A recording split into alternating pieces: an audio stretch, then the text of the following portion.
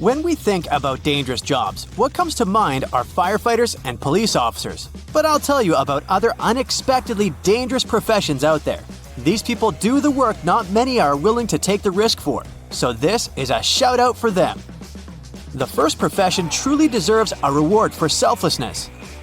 These people are sewage divers, and it's a very important but also dangerous job. Towns and cities have extremely complicated sewage systems, and even a little blockage can cause all waste to flow back into the streets and homes. So, sewage systems are very closely monitored, and sewage divers are the very people who are responsible for dealing with blockages as fast as possible to prevent disastrous consequences. Sewage divers wear a dry suit and special boots. They have to stay in the water full of all kinds of waste, bacteria, and other nasty stuff. A sewage diver gets to the blockage and removes it. Since the water is contaminated, any cut, even the smallest one, can cause an infection. So, these specialists must be very careful. This job can be so tremendously dangerous that it's even banned in many countries. A storm chaser is a very cool name for a profession which is also very dangerous.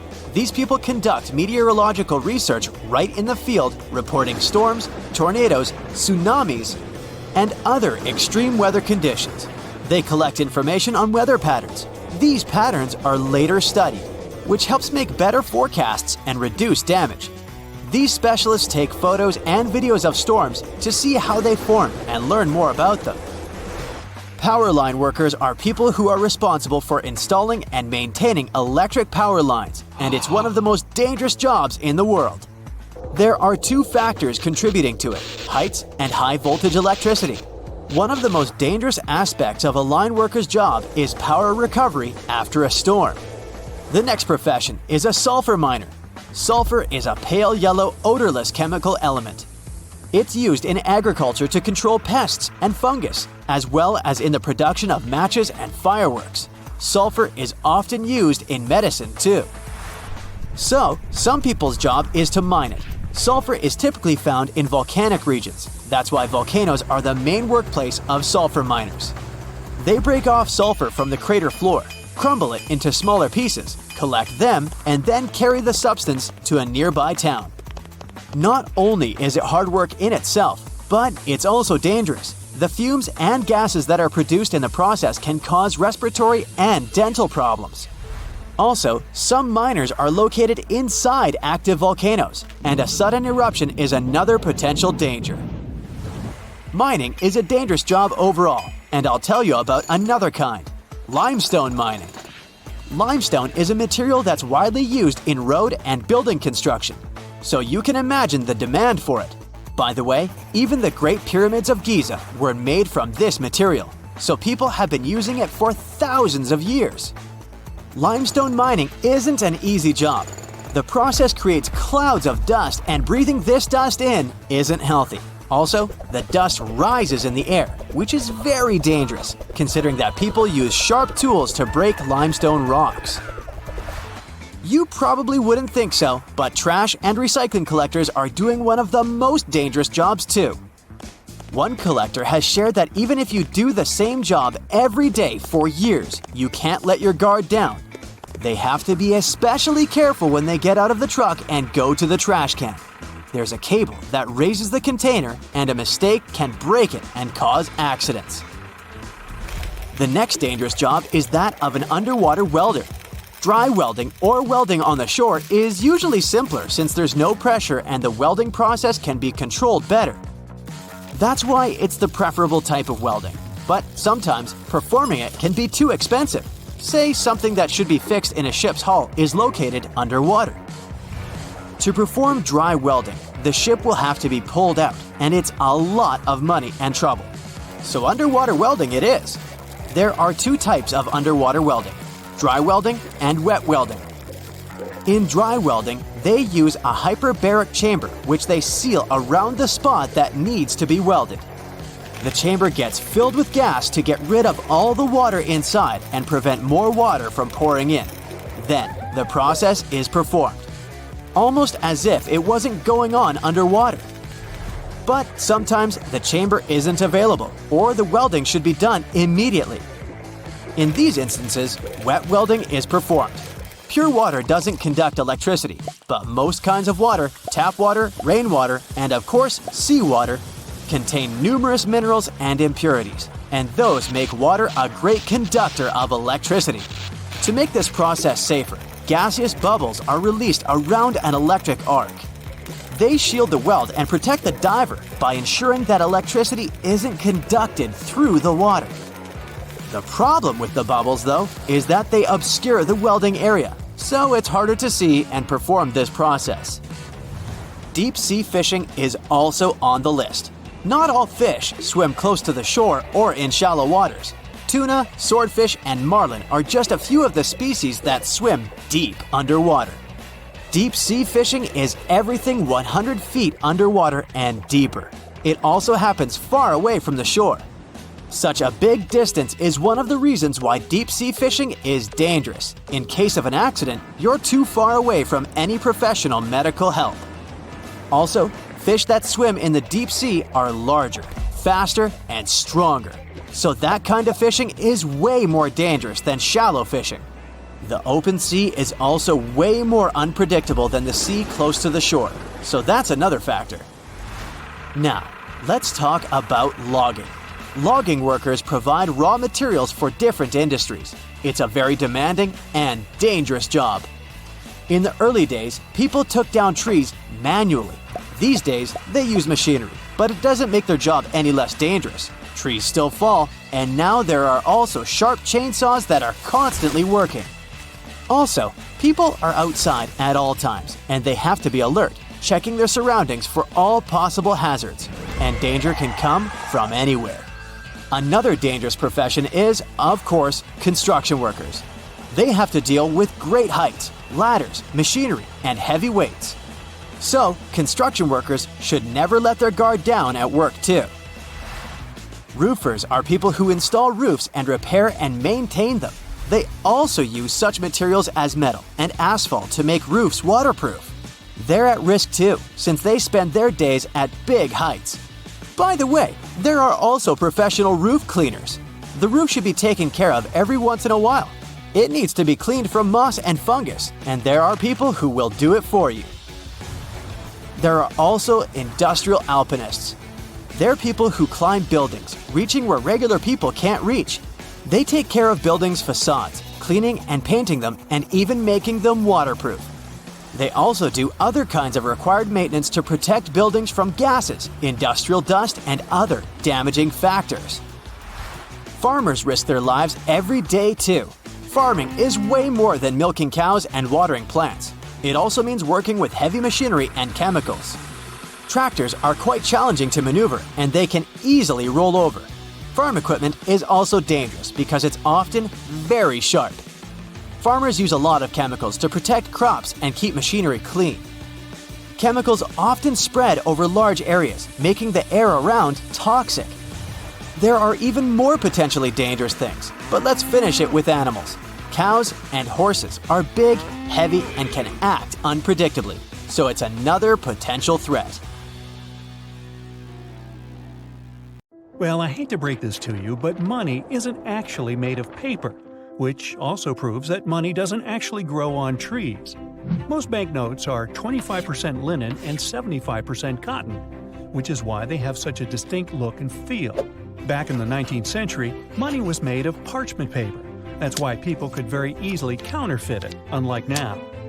The Eiffel Tower is almost 6 inches taller during the summer.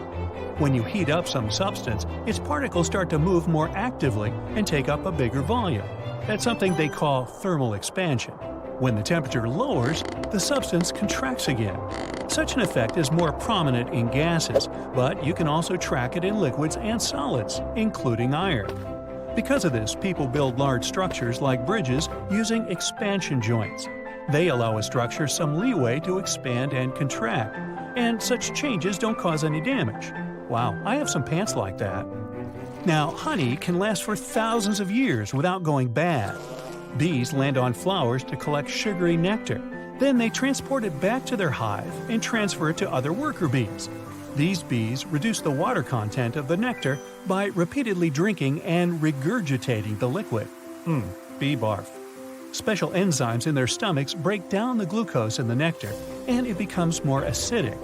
Bees deposit this nectar in the honeycomb and start fanning it with their wings so that the water evaporates more quickly.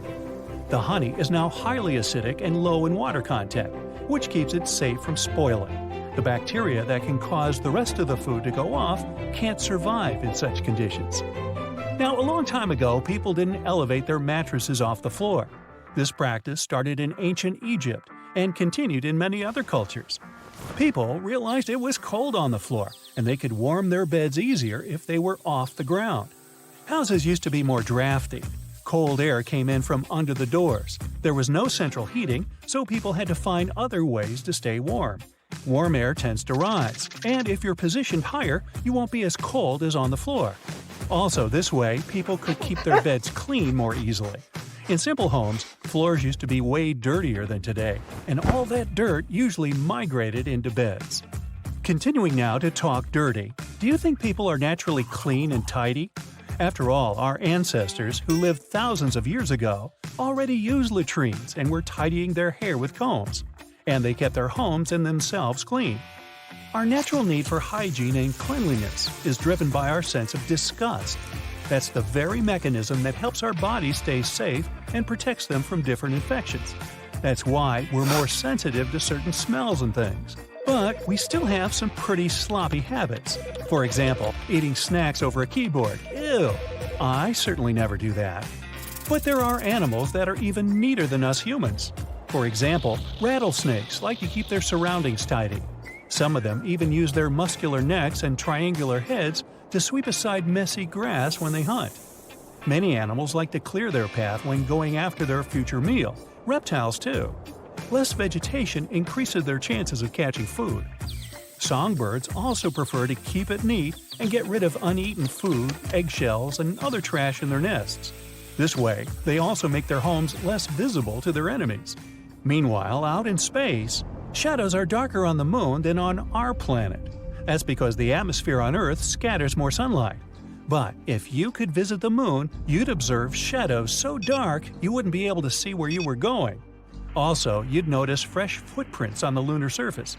People haven't set foot there in a few decades, but the footprints look as if they were left just yesterday. Since there's no water or wind on the moon, nothing can erase these footprints.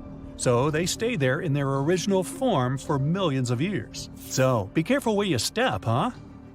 Earth's core contains enough gold to coat the entire planet. And if you decided to do this, the level of this precious metal would be knee-high.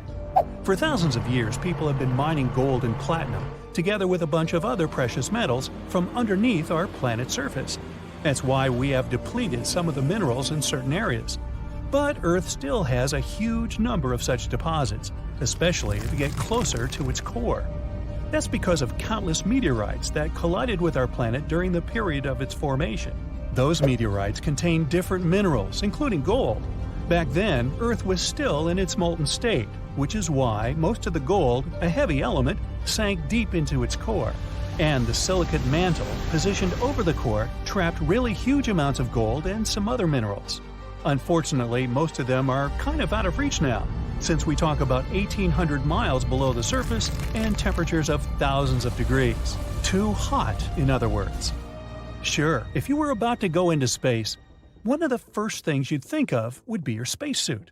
But do you know that it's possible to survive in space even if you aren't wearing any protection? Well, don't get your hopes up yet. You'd last for no more than 15 seconds. That's how long it would take you to lose consciousness, because oxygen will stop coming to your brain. In 1965, one technician accidentally depressurized his suit inside a vacuum chamber. He lost consciousness after 12 to 15 seconds. 27 seconds later, his suit luckily got repressurized. The man later said that he remembered the moisture on his tongue started to boil. He also lost his sense of taste, and it didn't come back until 4 days after the accident. Now, you can't hold your breath in space either, so that won't save you.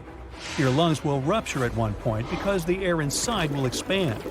The oxygen in other parts of your body will start to expand too, which means you will balloon up to twice your regular size, almost like Dudley Dursley's Aunt Marge from Harry Potter. Well, not quite. You won't explode, only thanks to your elastic skin. It will keep holding you together, and the liquids in your body will start vaporizing pretty quickly too. Doesn't that sound pleasant? No! The ocean has its iconic blue color thanks to sunlight. When the sun shines, the water absorbs longer orange and red wavelengths of light and reflects shorter blue light waves. This is only possible when there's a huge amount of water. So, the more water you have in one place, the bluer it becomes. That's why the water you pour in your glass has nothing in common with this beautiful ocean blue color. The ocean performs many important functions. For one thing, it produces 50 to 80% of all the oxygen on our planet, which means it keeps us alive. But it also helps the internet to function. So, when you're laughing at a funny dog video or binge-watching your favorite series, yup, thank the ocean for that. The majority of the cables that power the internet, and therefore allow people from all over the world to use it, run underwater. Those are submarine communications cables, miles and miles of wiring crisscrossing the ocean floor. There are special boats for putting all that in place. They're designed specifically for that purpose. To make sure nothing damages the cables and your internet, people need to put them on relatively flat stretches of the ocean floor. The cables also need to be away from old shipwrecks or large ocean ecosystems. Some of these cables have a special coating that protects them from damage. This way, no hungry sharks or curious fish have a chance to munch on the wiring. Now, trees talk. Well, not exactly like people do, but they have their own way of communication. Their roots are connected through an underground network of fungi. That network got its name of the Wood Wide Web. Thanks to this network, trees can share resources with one another. That's how they talk. They use these fungi to transmit nutrients and water from one tree to another. For example, there's a mother tree or another tree that's stronger and older than others in the forest. So it shares some of its nutrients and sugars with small trees growing nearby. Thanks, Mom! Now look at all these insects flying around on a nice sunny day. Do you think they get sunburned? Well, those that spend most of their time in the open don't. They have dark exoskeletons that contain melanin. That's how they block UV rays. But insects that live underground and in the water, or nocturnal creatures, have paler and thinner skin. If they spend too much time outside during the day, they can indeed get sunburned, or even worse, they could get eaten. The Mozilla Firefox logo is a fox embracing the planet. The original browser's logo was a phoenix bird reborn from its flames, designed in 2002. Back then, the browser was named Mozilla Firebird. 2 years later, they changed the name to Firefox. It's the English nickname for the red panda. It's a rare and protected animal from Asia. There's a bear standing on its hind legs hidden within the famous Toblerone logo. The mountain-shaped chocolate bar was created in Bern, the Swiss capital, by Emil Baumann and Theodor Tobler. It's nicknamed the City of Bears. It has a bear featured on its coat of arms. That's why this animal is featured in the image of the Matterhorn mountain that inspired the logo. The image of a happy girl in Wendy's logo was inspired by the daughter of the fast food chain's creator, Dave Thomas. Wendy is her nickname. If you look closer, you'll notice her collar spells out the word Mom.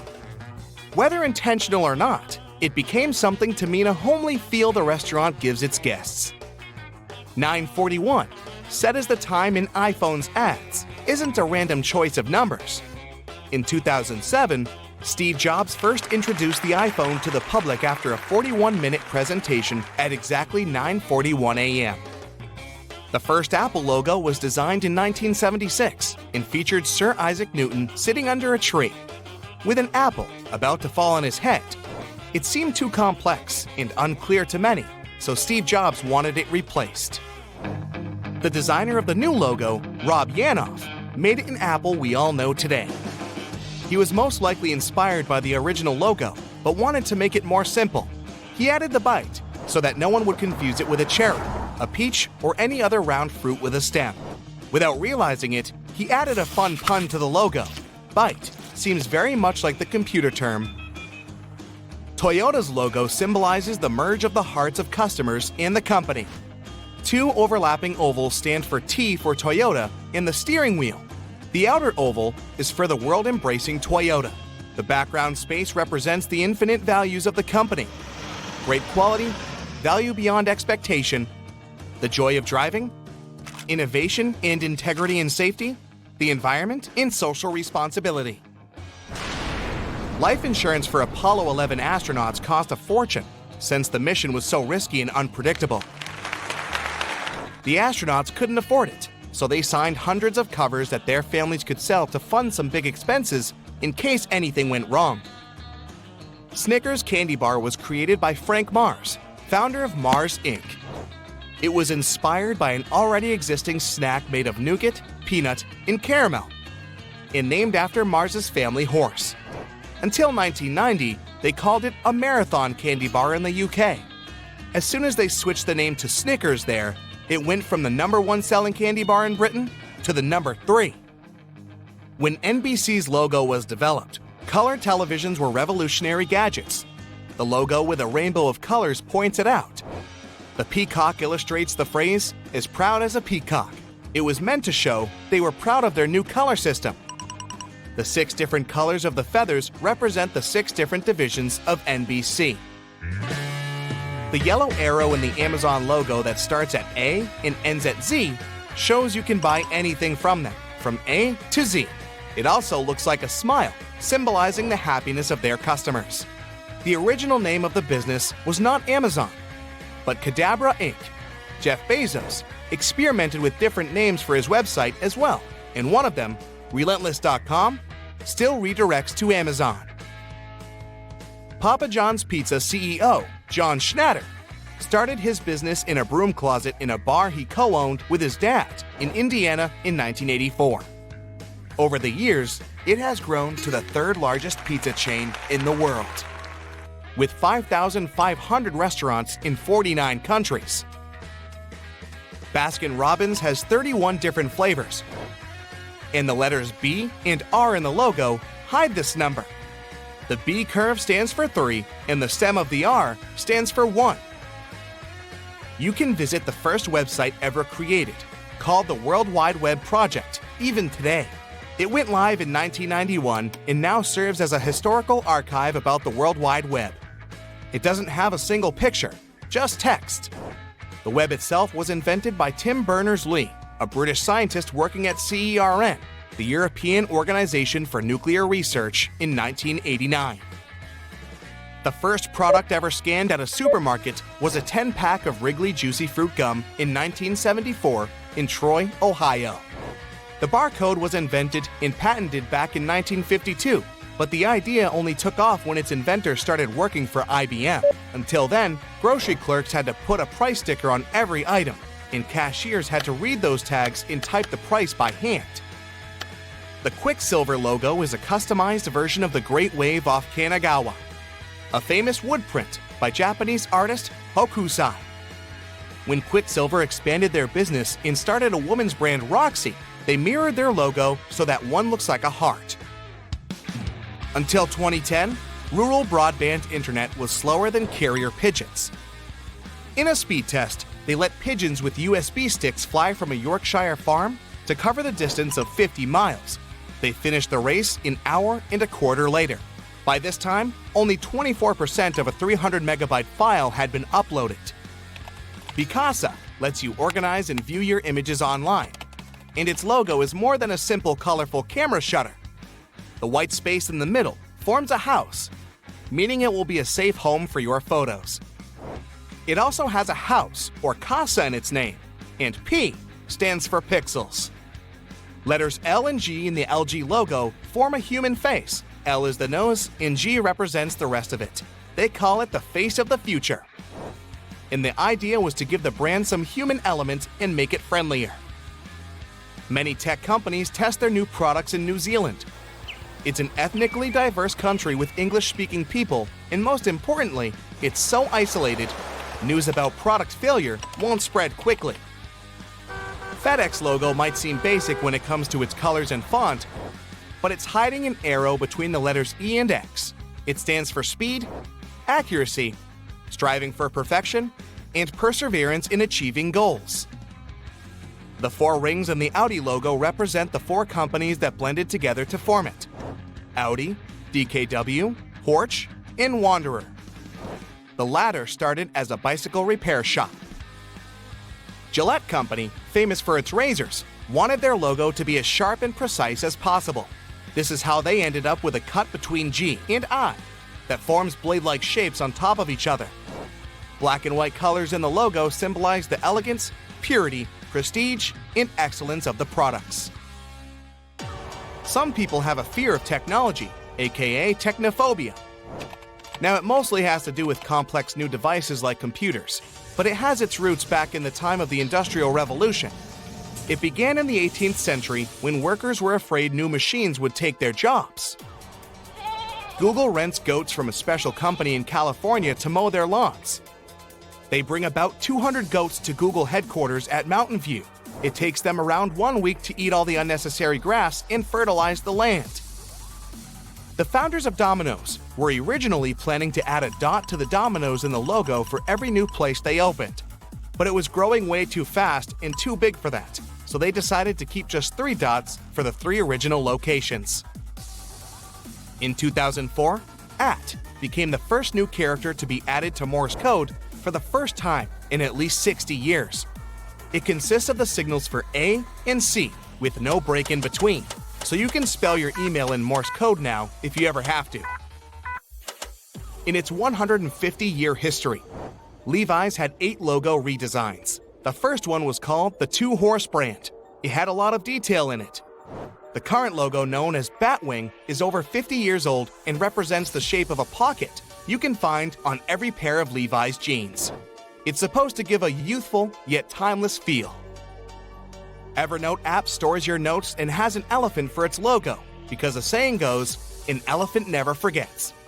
And these animals do have an impressive memory. The ear on the elephant is curled over, like a post-it note. The H in the Hyundai logo isn't just for the company's name. It's the outlines of 2 people firmly shaking hands. It's an exchange of trust between the company and its customers. The oval around the figures is a symbol of Hyundai's global expansion. The silver color symbolizes sophistication and perfection. The digital blue version reflects reliability and excellence. Lacoste got its iconic logo thanks to a bet René Lacoste, co-founder of the company and tennis player, made with the captain of the French Davis Cup team. The captain promised to give Lacoste a crocodile skin suitcase if he won the match. Lacoste didn't win, but got his nickname Crocodile out of it. He had a crocodile embroidered on his tennis court blazer. When it was time to launch his apparel brand, the crocodile came in handy. Oreos are the world's most popular manufactured cookie, with over 40 billion pieces produced every year. Originally, they were sold by weight at the price of $2.35 for 9¼ pounds. A circle topped with a 2-bar cross stamped on each cookie is a Nabisco logo that is a European symbol of quality. When Michael Dell started his company in 1984, he planned to turn the world on its ear with his business. That's why the E in Dell's logo is slanted. The blue color stands for loyalty, trustworthiness, confidence, and intelligence. The first mechanical alarm clock could only ring at one time, at 4 a.m. It was invented by Levi Hutchins in 1787 in Concord, New Hampshire. Hutchins designed the device to wake him up for work. The early prototype of alarm clocks was invented by the Greeks in 250 BCE. They used rising water to bring a whistle into action. Airbnb's logo isn't a bent paperclip. It's called a bellow for belonging. It's a person's head, the location symbol, a pin, and a heart for love. Together, these symbols make Airbnb's famous A.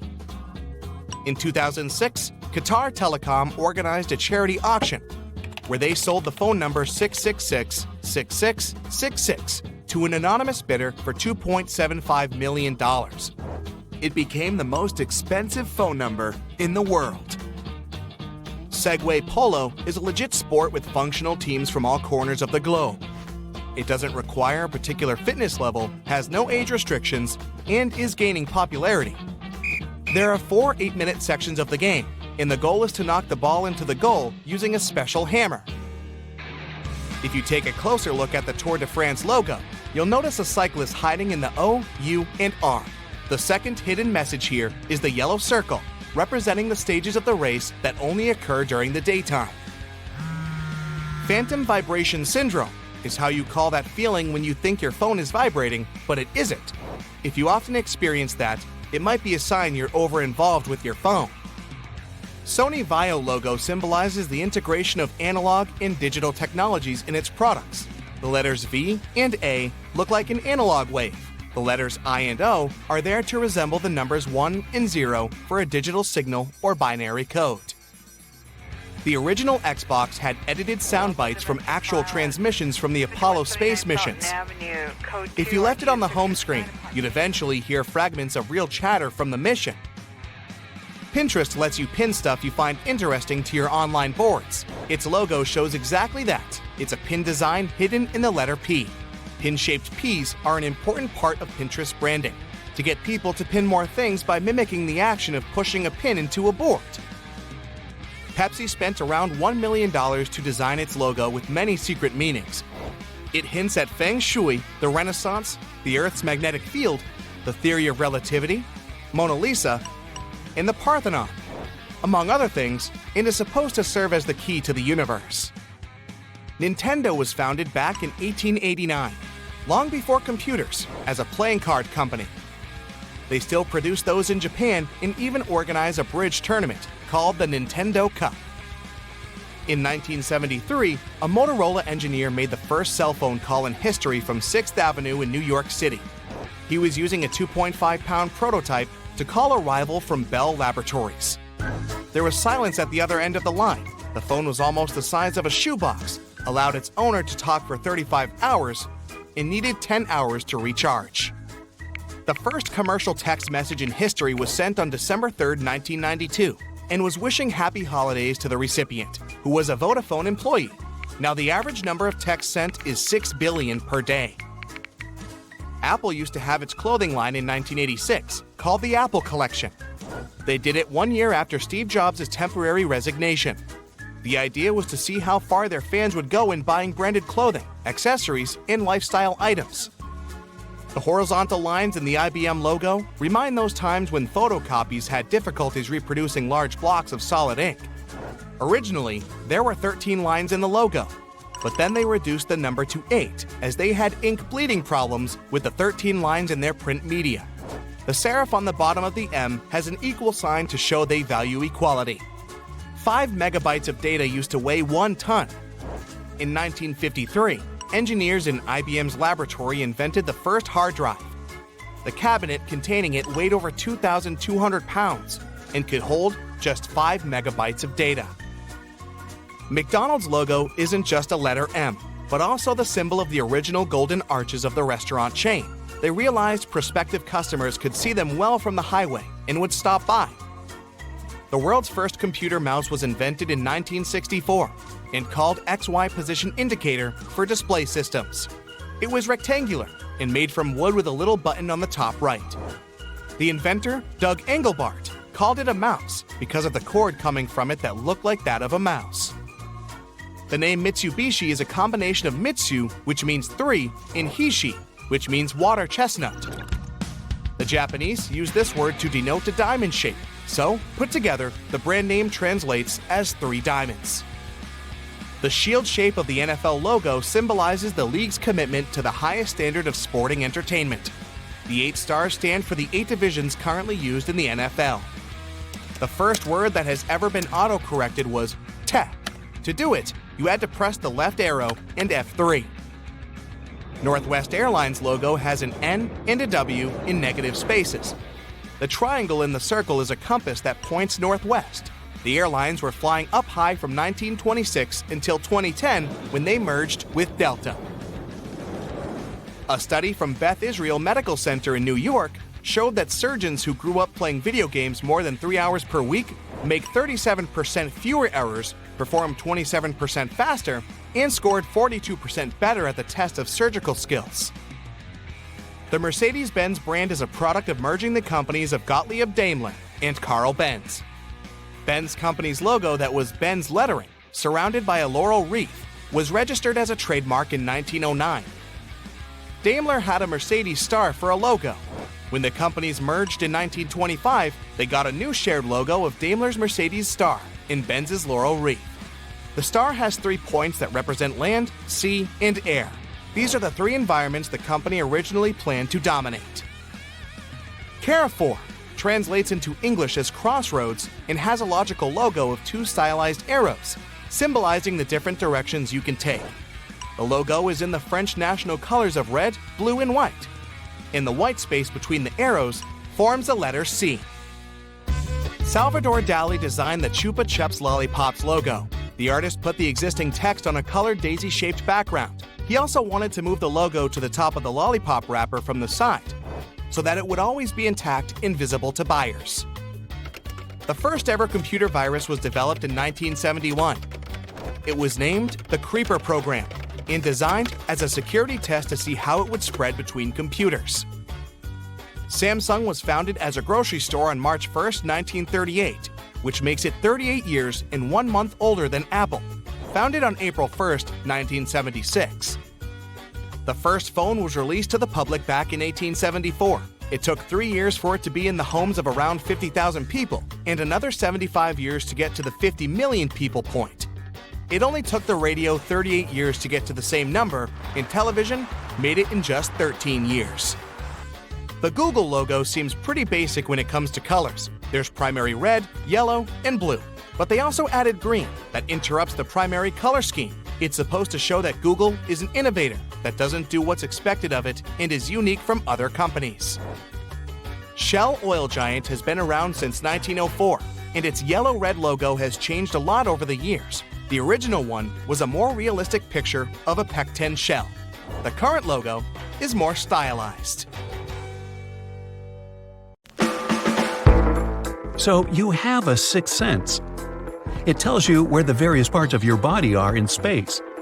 Thanks to it, you can walk up a flight of stairs or touch your nose even with your eyes closed.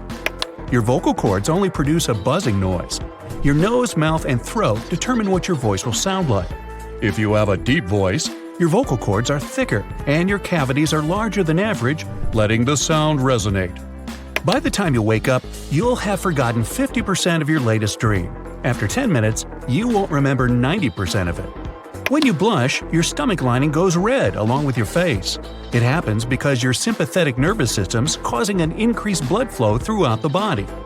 Your hair follicles have the same receptors as your nasal passages. That's why your hair can detect scents too. Sandalwood can help you develop that superpower. Out of 5 million hair follicles on your body, only 100,000 are indeed on your head. An average human will have eaten 35 tons of food over a lifetime. That's like 3 school buses. No matter how hard you'll try, you'll never be able to tickle yourself. It's because your brain prepares the body for tickling and helps you avoid the typical laughing reaction. One human hair is so strong it can hold up to 3.5 ounces. If only the scalp were that strong as well, you'd be able to hold the weight of 2 elephants with your hair. Your eye has 256 unique characteristics, and your fingers, just 40 of them. That's why retinal scanning is more reliable than fingerprint scanning. 50% of your hand strength is in your little finger alone, yet the thumb is the most important finger. You wouldn't be able to grip without it. If you stretch out your arms to the sides, the distance from the middle fingertip of the left hand to that of the right hand is equal to your height. An average human produces enough saliva to fill 2 swimming pools over a lifetime. Hey, dive in! Your spine has a great memory. It remembers your posture, making it so difficult to change it for the better. You owe goosebumps to your ancestors for many years ago. Their hair used to stand up to make them look bigger and scarier to foes. Cats hiss and arch their backs for the same reason. Your left lung is a little smaller than your right lung to make some room for the heart. The right lung has 3 lobes and the left one just 2. Both of them are protected by your rib cage. Next time you get the hiccups, try bending over in a chair. Drinking from the far side of the glass also helps get rid of them. You can easily survive without your appendix, stomach, 1 kidney, or 1 lung. Hey, nice to know we have spare parts. A human eyebrow lives for about 4 months. After that, you get new ones. You, along with other humans, have the superpower of glowing in the dark, especially in the late afternoon. Your face has the strongest glow. Still, it's too dim for your eyes to pick it up unaided. The beating sound of your heart is, in fact, the clap of the valves inside opening and closing. The lyrics for that are lub-dub, lub-dub. You can't breathe and swallow at the same time. While you're breathing, the pipe leading to your stomach shuts down.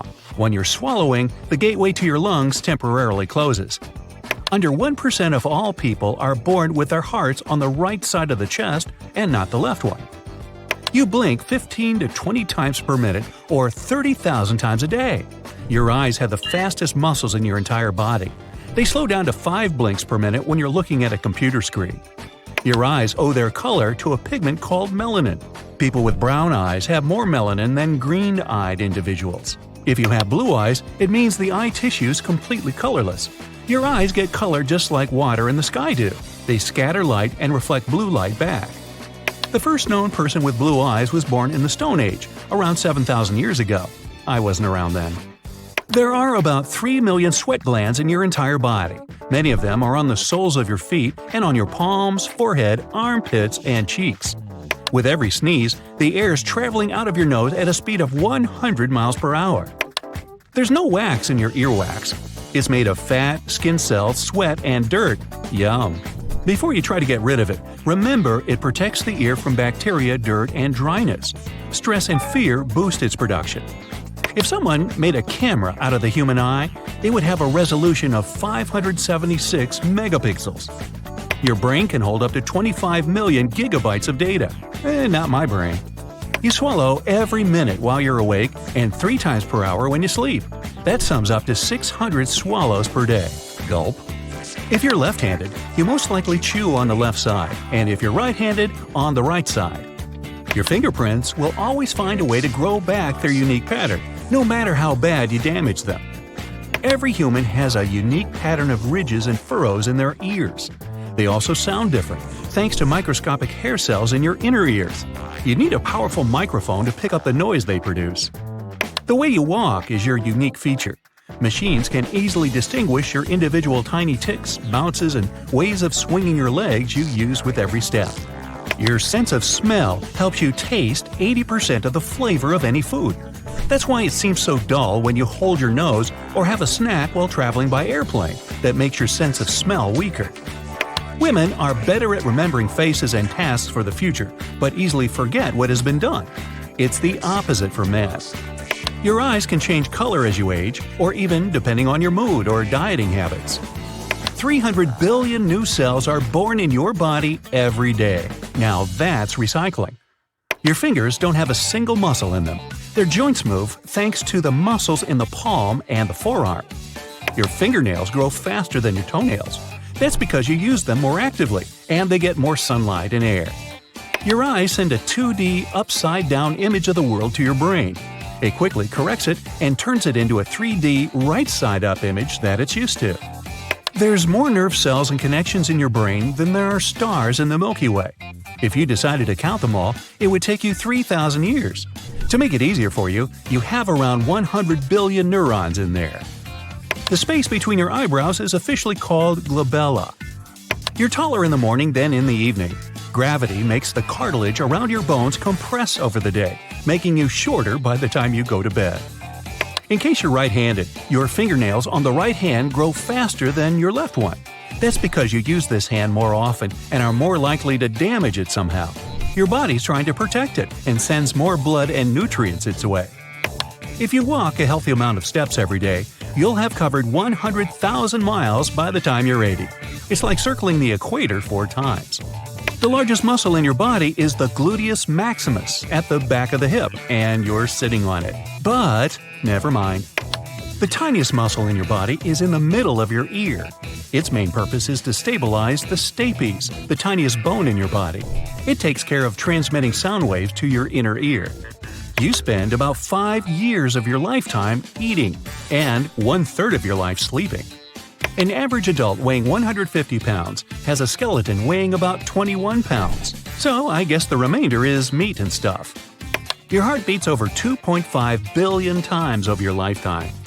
Your skin thickness is different throughout the body. You have the thickest skin on the palms of the hands and soles of the feet, and the thinnest is on your eyelids. It takes your skin cells 28 to 30 days to completely renew themselves. Even if you only have less than half of your liver left, it can still regenerate to its original size. Your taste buds only live for 10 to 14 days, then they renew. Then what, everything tastes fresh? Even when you're resting, your brain uses more than 20% of your body's energy to keep it going. The brain's main function of processing and transmitting data is really pricey when it comes to energy costs. Your big toe bears 40% of your body's weight. Without it, running and walking would be slower, shorter, and less efficient. Thanks to zero gravity, your discs in between each vertebra expand when you're in space. That's why you can grow up to 2 inches taller. An average adult body is home to 7 octillion atoms. That's 7 billion billion, or 7 followed by 27 zeros. Do the math. A caterpillar has more muscles than you do. It's 4,400 versus 650. Your peripheral vision is almost completely black and white. It's because you have more color-detecting cones in the center of your retina than at the sides. An average adult human body has enough fat in its cells to produce 7 bars of soap.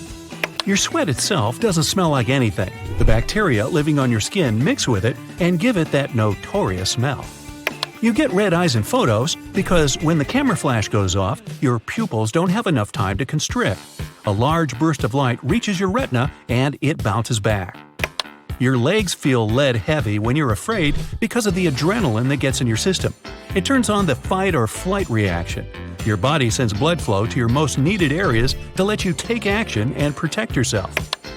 Women can distinguish more colors than men because they have 2 X chromosomes and men only have 1. Even if something is wrong with one of the chromosomes, a woman can still see colors correctly. That's why women are rarely colorblind. No matter how slim or plump you are, you have the same exact amount of fat cells as everyone else. When you work out and diet, they don't go anywhere, but shrink in size and can grow back again. All muscles in your body are connected to bones at 2 ends to be able to pull and create motion. The only exception is your tongue. It's connected to a part of your neck on one side and is free on the other side, so you can make funny sounds. The weird-looking flies you see right in front of your eyes every now and then are eye floaters. You see them because of tiny structural imperfections in one particular part of the eye that get in the way of light. They get worse with age. Oh goody. An average woman speaks about 20,000 words a day, while an average man only speaks 7,000 words. That's because the brain region responsible for language skills and social interactions is larger in females. Your hands and feet alone would look rather creepy. They also contain more than half of the bones in your entire body. Each hand has 27 bones, and each foot has 26. Your thumbs have their own pulse because there are big arteries inside them. That's why you can't feel your pulse in the neck with your thumb. You spend 10% of the time when you're awake with your eyelids closed. It's all those times you're blinking. Humans are capable of using echolocation, like bats and dolphins. With some training, you can find your way in complete darkness, analyzing the surroundings by sounds bouncing off objects. Need to practice that. On average, it takes 7 minutes to fall asleep. There are some techniques to speed up that process to 120 seconds, though. You can physically see your nose, but the brain chooses to ignore it. Otherwise, it would stand in the way of your vision. Plus, it would be out of focus. Around 12% of people can't dream in color. There used to be more of them before color TV had been invented. All your muscles relax at the same time right after you've fallen asleep. Your brain thinks you're about to fall and sends quick signals to all of your muscles to awaken them. That's why it sometimes feels like you're literally falling. You've inherited fingers that get wrinkly from water from your ancestors. It gave them the grip they needed to survive in rainy weather. Your toes get wrinkly too, to let you stand on a wet surface safely. Many centuries ago, people used their wisdom teeth to chew through tough plants and roots. As their brains grew bigger, leaving less space in the mouth, these teeth became the extra ones. Now you can just cook your food and survive without them. Every day, an average woman unknowingly puts on about 515 chemicals on her body. They come from deodorants, shampoos, conditioners, moisturizers, and other beauty products. Most of them are harmless. You can't sneeze when you're sleeping because the nerve cells in your nose that activate sneezing are sleeping too. You can't sense smells in your sleep either. An average person has around 250 hairs per eyebrow, but some lucky fellows have a total of 1,100 hairs. They keep raindrops and sweat from getting in your eyes. Your skeleton completely renews itself every 10 years or so. The process never stops, but slows down with age. That's why your bones become thinner. An adult takes 12 to 16 breaths per minute. It adds up to a total of 17,000 to 23,000 breaths daily. If you stretch your entire network of blood vessels, its length would be enough to circle the Earth twice. That's over 60,000 miles, and you would be very sore if you did that. Women have more taste buds on their tongues than men. 35% of women are super tasters and have more than 30 taste buds in the space the size of a hole punch on their tongue. That's an interesting comparison. Sugar is sweeter and sodium is saltier to them. Blondes have the biggest number of hair follicles, around 146,000. Second place belongs to black-haired people. They have 110,000 follicles. If you have brown hair, there are around 100,000 hair follicles on your head. With an average of 86,000 follicles, redheads have the least dense hair. As you age, your feet might get bigger, but it doesn't mean your bones are growing. It happens due to weight gain and loose ligaments that make your feet flatter and wider over time. When you have that stomach in your throat feeling on a roller coaster, some of your organs are really shifting. It happens to your intestines and stomach, which are connected rather loosely and is harmless. It says here. Your teeth have enamel on the outside that makes them just as strong as a shark's. They aren't as sharp, though. Your hair can stretch about 30% of its length when wet. Your brain constantly needs oxygen and uses 20% of its reserves in your body. When you're trying to solve some problem, it can even use more oxygen, up to 50%. If you decided to smooth out all the wrinkles in your brain, it'd be a flat surface the size of a pillowcase. As you're listening to music, your heartbeat syncs with the rhythm. Faster tempos make it beat faster. Your diaphragm sometimes twitches, which makes you suddenly intake more air. Your throat closes and interrupts the intake. This is how hiccups work. Unlike what every space movie tells you, you won't instantly freeze if you got into open space without a suit. Space vacuum is a great insulator, so you would retain your heat for some time. Just don't make a habit of it. The atoms in your body are billions of years old. Nearly all of them were made in a star, and many have come through several supernovas. It makes you a big chunk of stardust. Scientists still don't know why humans yawn. The most popular theory says it happens to cool down your brain and regulate body temperature. Humans are the only animals that have chins. Even chimpanzees and gorillas have lower jaws that slope down and back from their front teeth. When you're breathing, most of the air is going through one of the nostrils. After a few hours, it starts going through the other, and they keep switching like that. Your nose can pick up about 1 trillion smells with 400 different types of scent receptors. The sound you hear while cracking knuckles are gas bubbles bursting in your joints. Ooh, more fun body sounds. You burn calories when you're just breathing, watching TV, and even sleeping. By the time you turn 60, you will have lost almost half of your taste buds. That's why most elderly people don't notice the unusual or bitter taste. It only takes you 0.05 seconds to recognize a sound. That's 10 times faster than blinking. It's virtually impossible to destroy a human hair. Water, cold, and corrosion can do nothing to it. The only way to go is to set it on fire. Nah, don't do that. Around 1% of people are missing a special lens in the eye and can see ultraviolet. Famous Impressionist painter Claude Monet belonged to that 1%. When you sleep in a new place, half of your brain stays awake. Thanks to that, you'll be able to quickly get up if you have to protect yourself from something or someone. The way your sneeze sounds depends on your nose size. The larger the nose, the bigger the sneeze, because more air can go in and out. All the strangers from your dreams are real people you've met at some point in real life. You just didn't remember them. Unlike other cells, neurons can't replace themselves.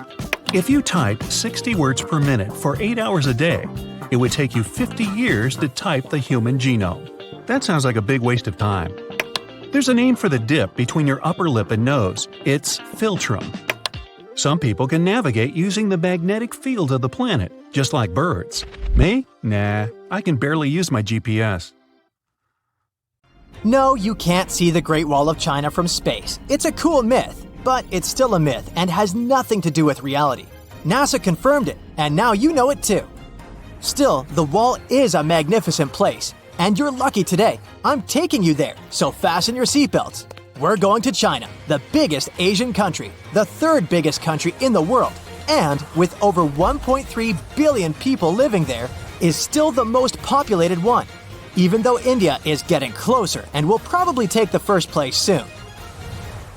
China is also one of the oldest nations in the world. It has 3,500 years of continuous written history, but the civilization existed long before that. Historians believe that China wasn't populated by settlers that came from somewhere else. The Chinese civilization most likely got formed from local Stone Age people who lived on the territory since the prehistoric period. So no wonder that the country is full of history and ancient landmarks, and I'll show you a couple.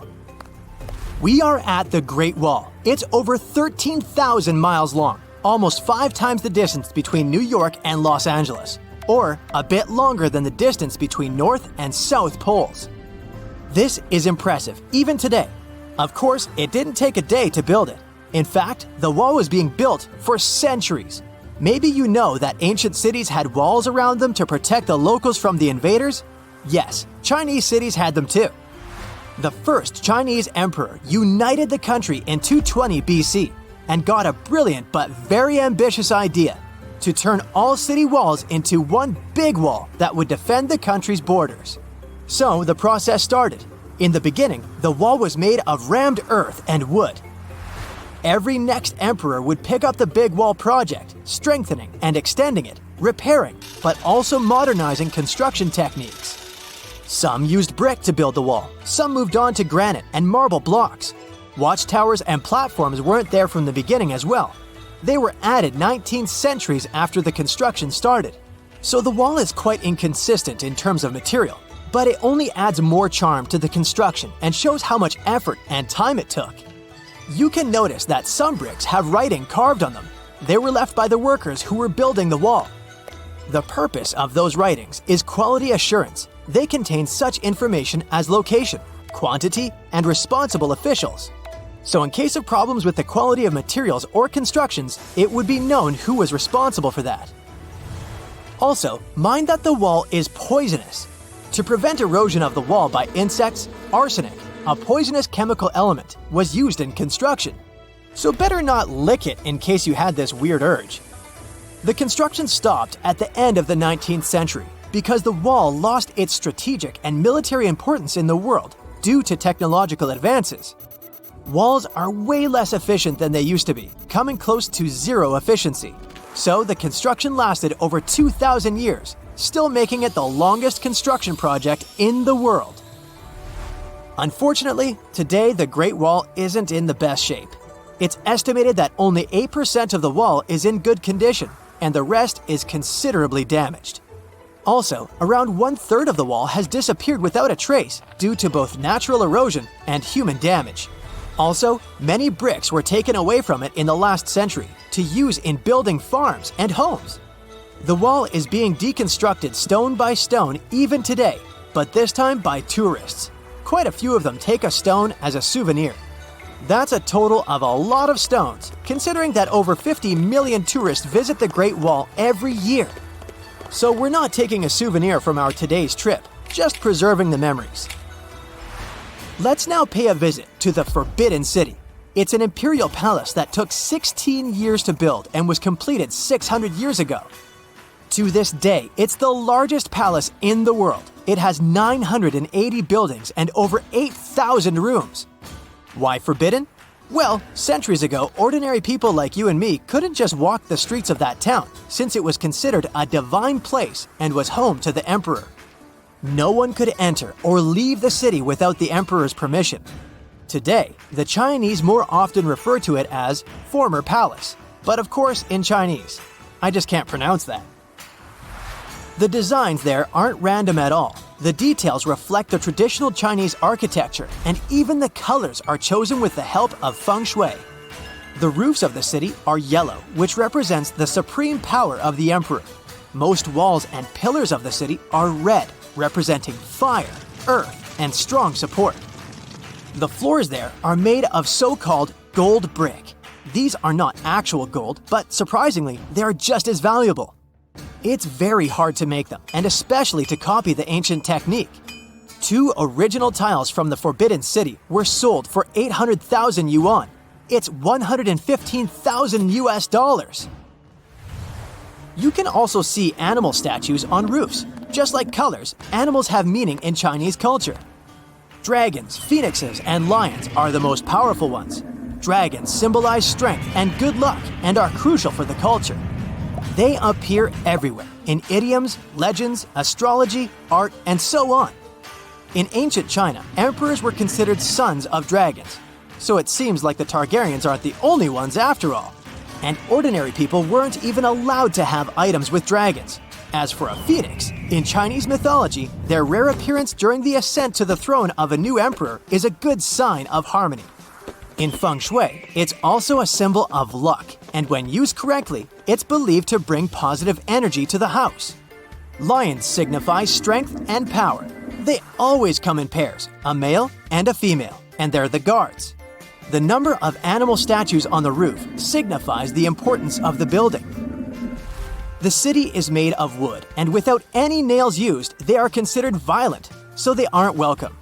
You can imagine that a wooden city is a serious fire hazard. A little fire and the city with a 6th century history will quickly turn to ashes. So, fire prevention is taken very seriously there. The city has a whole bunch of firefighting equipment, and there's even a special fire brigade that knows the whole layout of the city better than their own apartment and watches the city every day. Walking around the city, you can notice something very unusual. No birds are sitting on the roofs here, ever. When it was built, the birds were taken into account, and the engineers constructed the roofs in a particular way to ensure that no bird can land and sit on them. The roof spines are wider than the width of birds' claws, and the slope of each roof is higher. Also, the roofs are made of slippery tiles, so the birds can't land there. What do they have against the birds? Well, this way the city stays cleaner and looks more magnificent. So, there are no birds, but there are over 100 cats in the city. They actually are an important part of this story. Some of these kitties are royal descendants. You see, 2 royal dynasties that lived in the city kept cats. The dynasties later collapsed, but the cats stayed in the city and have lived there ever since. Of course, some stray cats have joined the royalty over the years. But hey, no one minds it, and no DNA test has been made to see who's royal and who's not. After all, they all equally patrol the city, hunt mice, and possibly some stranded birds, and guard the city. So all cats are welcome. The button on the top of your baseball cap is there purely for aesthetic purposes. By the way, this little thing has a name. Professionals call it a squacho. Its initial function was to hold the 4 panels of the cap together. As hat making improved, the panels stopped needing it to hold together, and squacho was removed. But hats didn't look the same without it. Soon after, the squacho returned due to popular demand. Originally, high-heeled shoes weren't intended for galas and proms. Back in the 10th century, horse riding was pretty tough with flat-soled shoes, and many riders' feet would constantly fall out of the stirrups. Higher heels helped deal with that problem. The grip was much firmer with them, and they grew in popularity. It wasn't long before they became a fashion accessory to match stylish outfits. Notable people wouldn't want to be seen without them. Riding a horse with fancy heels was the equivalent of owning a luxurious sports car. Even though heels were worn mainly by men at the start, ladies picked up on the iconic trend in the 17th century. It's been one of the biggest ever since. In ancient Rome, salt was so precious that people even called it white gold. With scorching heat and no fridges, its purpose was to preserve food, mainly meat and fish. As a bonus, it made everything tastier. Sal, which is salt in Latin, was used instead of money to pay salaries. Here is where the word salary originated. Rice is the oldest cultivated food in human history. Its origins as wild grass started in a small valley around 15,000 years ago in Southeast Asia. Today, it's served globally as a staple diet and popular ingredient to 3.5 billion people. It would be difficult to imagine a world without video calls you use through your phone camera or laptop. The technology has helped game-changing innovations like working from home. Still, video calls' original purpose is far from how we use them today. The technology was introduced to confirm if the coffee was still in a pot. In 1993, researchers at the University of Cambridge found it frustrating when they took a break to get a cup of coffee, only to find that the pot was empty. So, they invented a device to monitor it and hooked up a camera that provided their computer with a live stream of the coffee pot. Thanks to these researchers, we can work in pajamas now. We know Albert Einstein for various achievements, but there's something he co-invented that goes overlooked. Together with his student, he invented a modified refrigerator. It's not like the ones we use today. In the 1920s, fridges weren't quite as safe as they produced poisonous gases. He wanted to create a safer version that didn't require electricity, without moving parts, and only needed a heat source to operate. Unfortunately, there wasn't enough funding, so the project dried up. Later, in the 1950s, electric fridges became popular. But in 2008, engineers from Oxford University revived this retro design. They're still working on it, but once they finish, the Einstein fridge will come in handy for rural areas without power and people who want to live off the grid. That random QWERTY design doesn't make things easier. In the 1870s, Christopher Sholes invented a layout that ensured typing was twice as fast. But with commonly used letters next to each other, it was a bit too fast, and the machines constantly jammed. So, he then developed the QWERTY design. It forced typists to adopt a pecking style. This way, they would search for a letter and slowly type with their index fingers. The keyboards remain unchanged even today, and people all over the world have somehow adapted to them. The plastic end of your shoelace is an aglet, and people have used it since ancient Rome. Sure thing, they had no plastic back then, so those aglets were made of stone, glass, or even metal. Extra wealthy people could accessorize their shoes with precious metals like brass or silver. What came first, the TV or the remote control? The technology that functions in the remote is older by several decades. In 1898, Nikola Tesla created a machine to control mechanical devices with radio waves. Initially, he tried selling the idea of a radio waves device operating I/O through remote-controlled boats, but the potential buyers were not interested. He was way ahead of his time, as remote controls were finally used with televisions in 1956. As engineer Percy Spencer initially invented something brilliant in 1945, he was working on a new vacuum tube, the magnetron, which was used with early radar systems. While working on the project, he found that the chocolate in his pocket had melted. Realizing the heating potential of the magnetron, he used it on corn kernels, which turned into popcorn. Then, he tried testing it with eggs, but things got a bit messy. So once the yolk was washed away, he built a metal box, keeping the energy within, and the first microwave oven was built. In 1733, a duke in England requested William Kent, an architect, to make a traveling device for his kids. William accepted and built the first ever stroller, but nobody had to push it. Instead of handles, it was built like a carriage and pulled by a goat or a small pony. Only a few were made as it was pricey. More than 100 years later, in 1848, the first stroller with push handles became available and more affordable. Police are often associated with donuts, and there is actually a reason why. During the 1950s in the USA, police officers that worked night shifts found it hard to locate anywhere open for a midnight snack. Donut shops at this time were family-owned. They were working hard throughout the night, providing fresh donuts for the coming day. The shops were vulnerable at night, becoming the perfect relationship: nourishment for the police and extra protection for the shops. Popping bubble wrap is an excellent source of relaxation, and it's also helpful with delicate packages. In 1957, two engineers glued together two shower curtains, trapping the air bubbles between. This is how the first bubble wrap was made. The result they were looking for was a sort of textured wallpaper. Still, it didn't go well on the market. Sometime later, they tried to sell it as insulation for greenhouses, and once again, they failed. Everything changed in 1960 when IBM needed to ship delicate computer parts. The bubble wrap was perfect, and they continued to collaborate. Using maps with your phone has become a far easier way to navigate, but the old-fashioned handheld maps were once the only option, creating a competitive industry. So much so that map makers would draw in phantom settlements to avoid rivals stealing from them. These fake towns were called a copyright trap.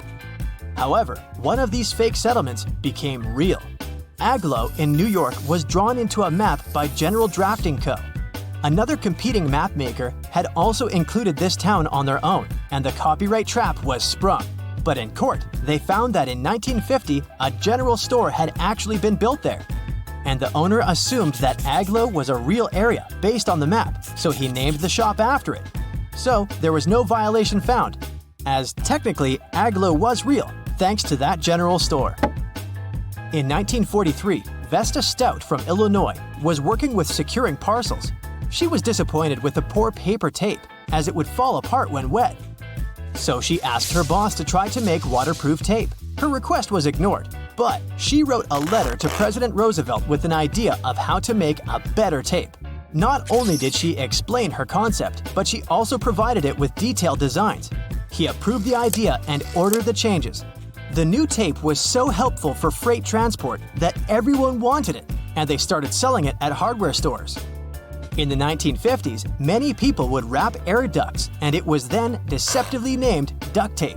Still, the adhesive on the sticky side wasn't suitable for cold and hot temperatures, which caused the tape to fall off.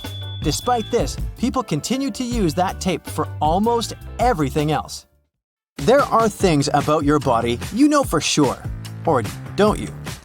Can you guess what exactly is a myth or fact? 1 point is for each correct answer. Let me know your score.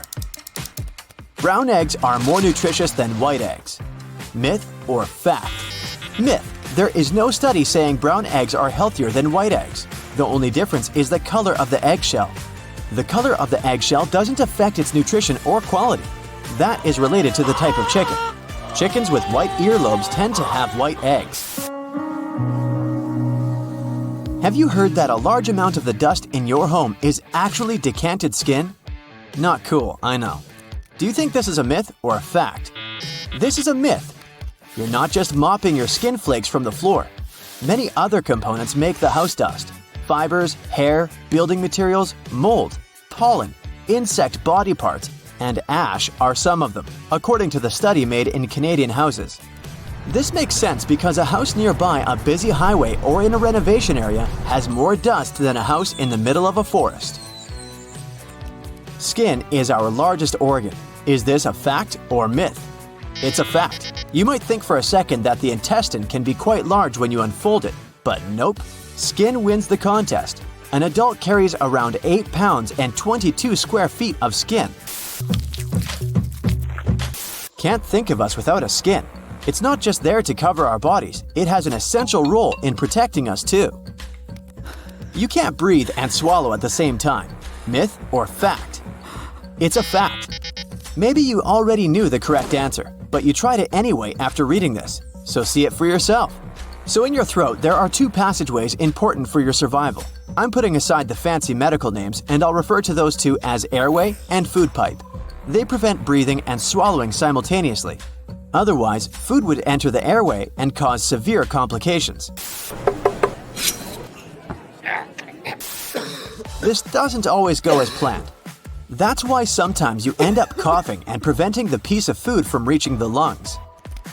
As well as having unique fingerprints, humans also have unique tongue prints. Is this a myth or fact? Fact! The human tongue is magnificent enough in its features that make us taste the food. It's also unique in its texture. People use biometric systems like fingerprints, voice scans, and iris scans for authentication. They are important to the identification and verification phases. Tongue print is unique, so it's very hard to copy it. It can be used as a biometric system tool too. What if people started using this system in their daily lives for safety reasons? Imagine locking a safe or your phone with a tongue print. An adult spends 3 hours in the bathroom every week. Do you think this is a fact or a myth? It's a fact.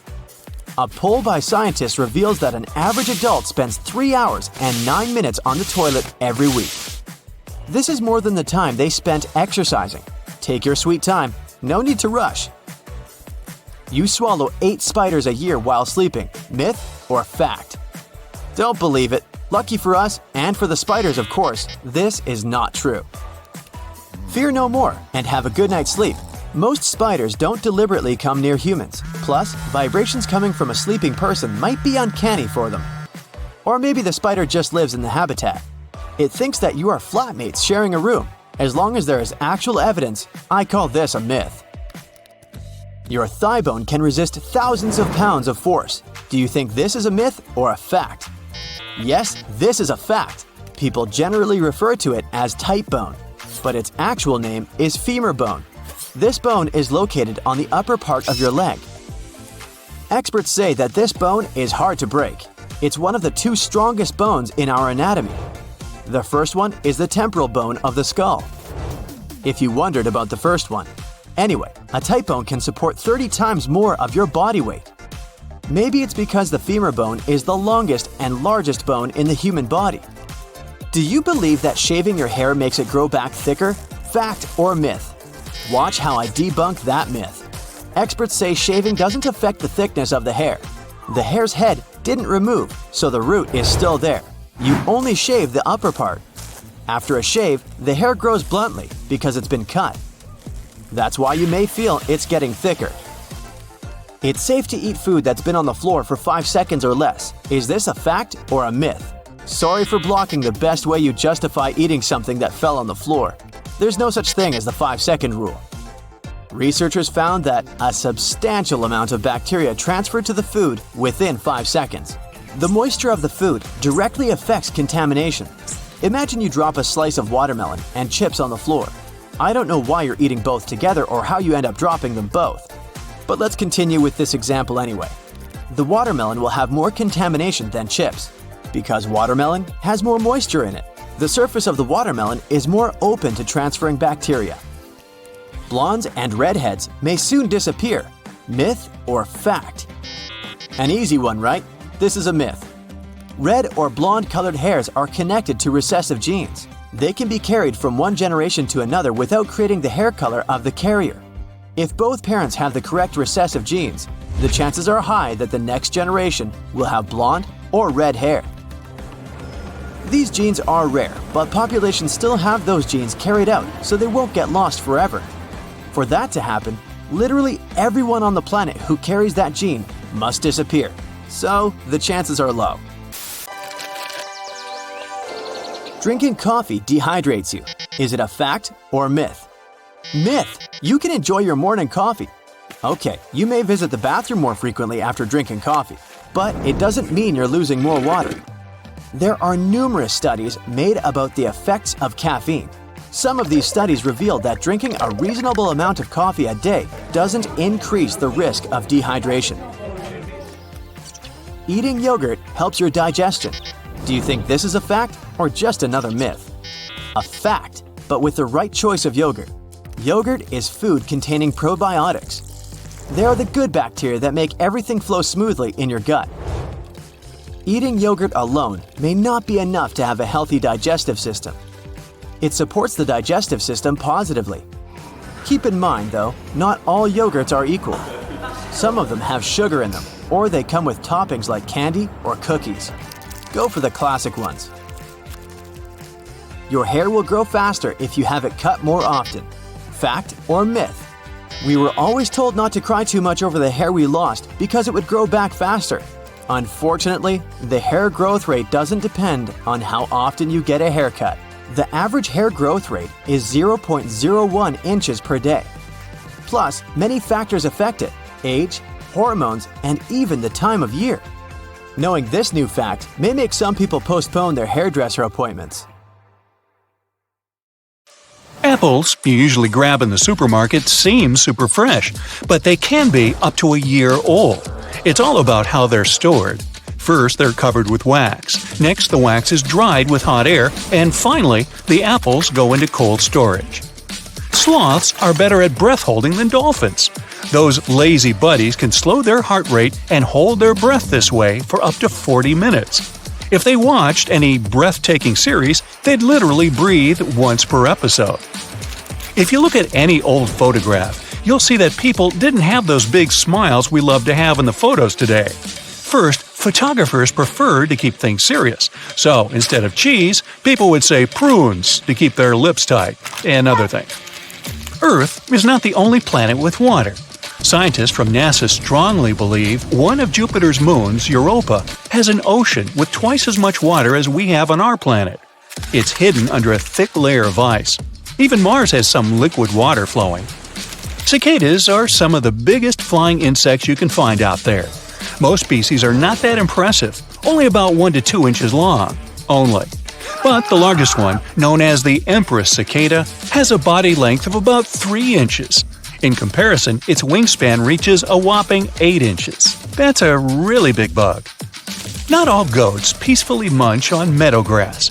Some of them prefer climbing trees for food.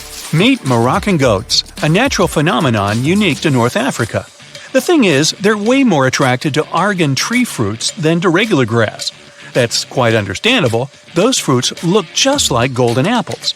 These goats are quite agile, so they easily climb up the trees to get the juicy treats. And they rarely need help from their nanny. There's a creature that can technically live forever. You see, there's a species of jellyfish known as Turcephora, or however you pronounce their name on the screen. Well, those guys have a superpower of respawning. So whenever they get any sort of physical damage or something, those jellyfish reset themselves back to the polyp stage and start all over again. Now, let's test you. Are there more trees on Earth or stars in the Milky Way? If your answer is stars, sorry, you're wrong. According to scientists' estimations, there are up to 100 billion stars in our galaxy and about 3 trillion trees on Earth. Now, that's impressive. Pluto still hasn't made a complete orbit since it was discovered. And now imagine that it was found back in 1930. It takes about 248 years for Pluto to make a full orbit around the Sun. By the way, Mercury is the fastest. It takes only about 88 days for this planet to make a full trip. However, Pluto will complete its first full orbit since its discovery in 2178. I can't wait. One more fun fact about planets: the dwarf planet Haumea has a very peculiar shape. It looks exactly like a potato. It's about the same size as Pluto and has rings similar to those Saturn has.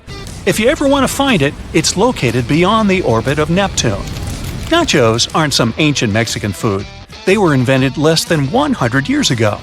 Ignacio Aña, nicknamed Nacho, is said to have created this dish in the 1940s.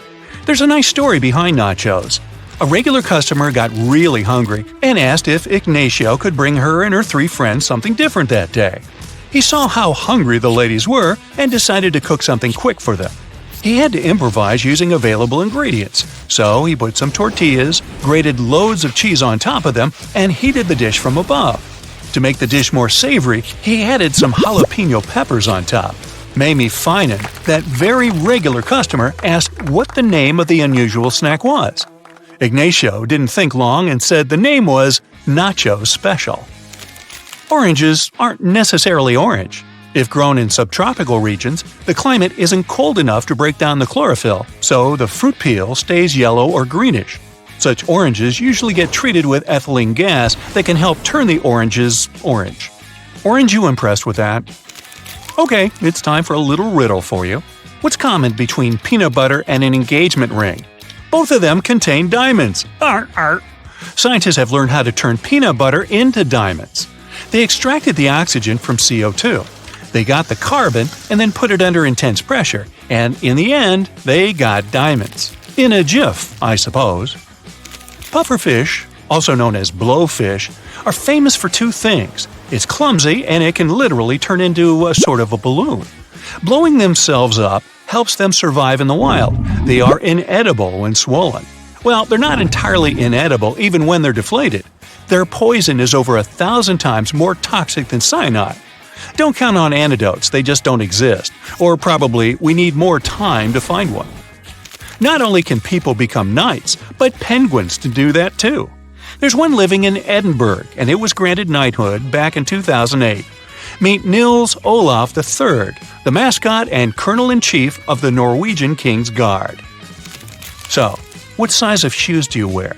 I bet it's way smaller than the size the Statue of Liberty wears. No statue needs shoes, but if the Statue of Liberty wanted to grab a pair of new sneakers, she'd need to look for size 879. No surprise here, she's 151 feet tall. These are our muscles that can cause goosebumps. These tiny fan-shaped muscles are called erector pili, and we have them at the base of every hair follicle. Whenever it's cold, they get contracted, which makes our hairs literally stand up, creating goosebumps. You may think you're not an athlete, but if you've ironed your clothes in very uncomfortable locations at least once, you already are. Well, sort of. Extreme ironing is an extreme sport where people take ironing boards to very unexpected places, such as forests, canoes, or mountains, and iron the clothes there. Some do that even on the top of bronze statues or underwater. And yeah, there are even official championships. Haven't these people heard of permanent press? Rap battles aren't something that appeared recently. In medieval England, there was something called flyting, which was very much like contemporary rap battles. It was quite popular in the 15th and 16th centuries, when two opponents mocked each other in an improvised battle. Tongue map says we have different parts for different tastes. Well, not really.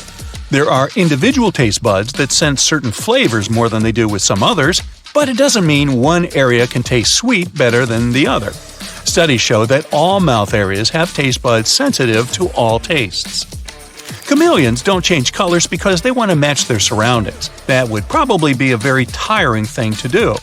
In reality, some other things like mood, temperature, or the amount of light they get affect their color. When chameleons relax and stretch cells, crystals that are inside of them are affected by the light. These reptiles use crystals to communicate with each other. So, for example, darker shades show that they're not in such a good mood. It's more like they feel kind of grumpy. Ah, beware the grumpy chameleon. Turkeys can blush just like people do. It works the same way. They blush when angry, excited, or even feel bad. You can see the skin on their necks and heads turn red. Opossums don't really sleep while hanging by their tails. You see that in cartoons and some photos, but in general, they don't. Their tails are strong, so these animals can grip branches and hold their weight, but only for shorter periods. Adults are really too heavy to stay in this position for too long, so they wouldn't get too much rest. So I could say, hanging by their tail overnight is sort of impossible. People with albinism have little to no melanin, the pigment that colors hair, skin, and eyes. It's a rare condition to have. In the USA, just 1 in 18,000 to 20,000 people is albino. But ocular albinism is even more unique. Experts don't know exact numbers, but they think only 1 out of 50,000 individuals has it. If a person has ocular albinism, nothing but their eyes gets affected. Their skin and hair might be a bit lighter than those of their family members, but the difference isn't that big. Bright sunlight makes 17 to 35% of people sneeze. This phenomenon is called the photic sneeze reflex. In the Greek language, it's called sun sneezing. It happens when the nervous system misfires. When it happens, one of the nerves might get the reflexes wrong. And then, bright sunlight not only makes your pupils contract, but also activates the nose membranes. When natural, fair hair is rare in adults. It almost always darkens with age. People who are more likely to keep their hair color light are those living in the north. The Bajau is a group of nomadic people that live in the waters around the Philippines, Indonesia, and Malaysia. Thanks to a rare DNA mutation, they can stay underwater for up to 13 minutes. The Bajau people have evolved spleens that are way larger than average. This feature provides them with a genetic advantage. Sea nomads needed to hunt for fish or look for underwater stuff that can be used in crafts. A particular gene mutation results in super dense bones that are almost impossible to break. They're several times tougher than the average person's bones.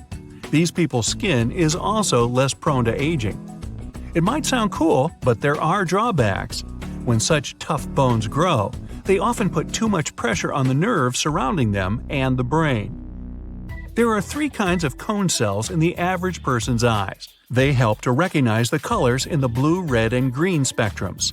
Thanks to them, most people can distinguish around 1 million different shades.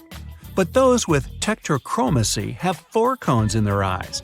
This feature allows them to see up to 100 million different hues. However rare this vision anomaly is, it's still much more common in women than in men. By the way, most people with tetrachromacy don't realize they see the world brighter than others. Only a bit more than 8% of people have counterclockwise hair whorls on their heads. A hair whorl can be single or double. Very few people have triple whorls, but those do exist. Not all experts agree with this theory, but some researchers claim there's a connection between handedness and the direction of a hair whorl. Left-handed people are 5 times more likely to have a counterclockwise whorl than those with the dominant right hand. Only 1 to 5 people in every 10,000 have an unusually shaped pupil. In most cases, it looks a bit like a keyhole or a cat's eye. This eye disorder is called iris coloboma. Scientists believe it's mostly genetic in origin. Super tasters are people who taste particular flavors more strongly than others. They have more taste buds. Those are small mushroom-shaped bumps littering the tongue. They're covered with taste receptors that tell your brain what you're eating. This feature also makes super tasters more sensitive to certain foods, for example, too sweet, bitter, or salty. They also have more pain receptors on their tongues. That's why such people avoid spicy food. The numbers vary around the world, but in general, 25 to 30% of people are super tasters.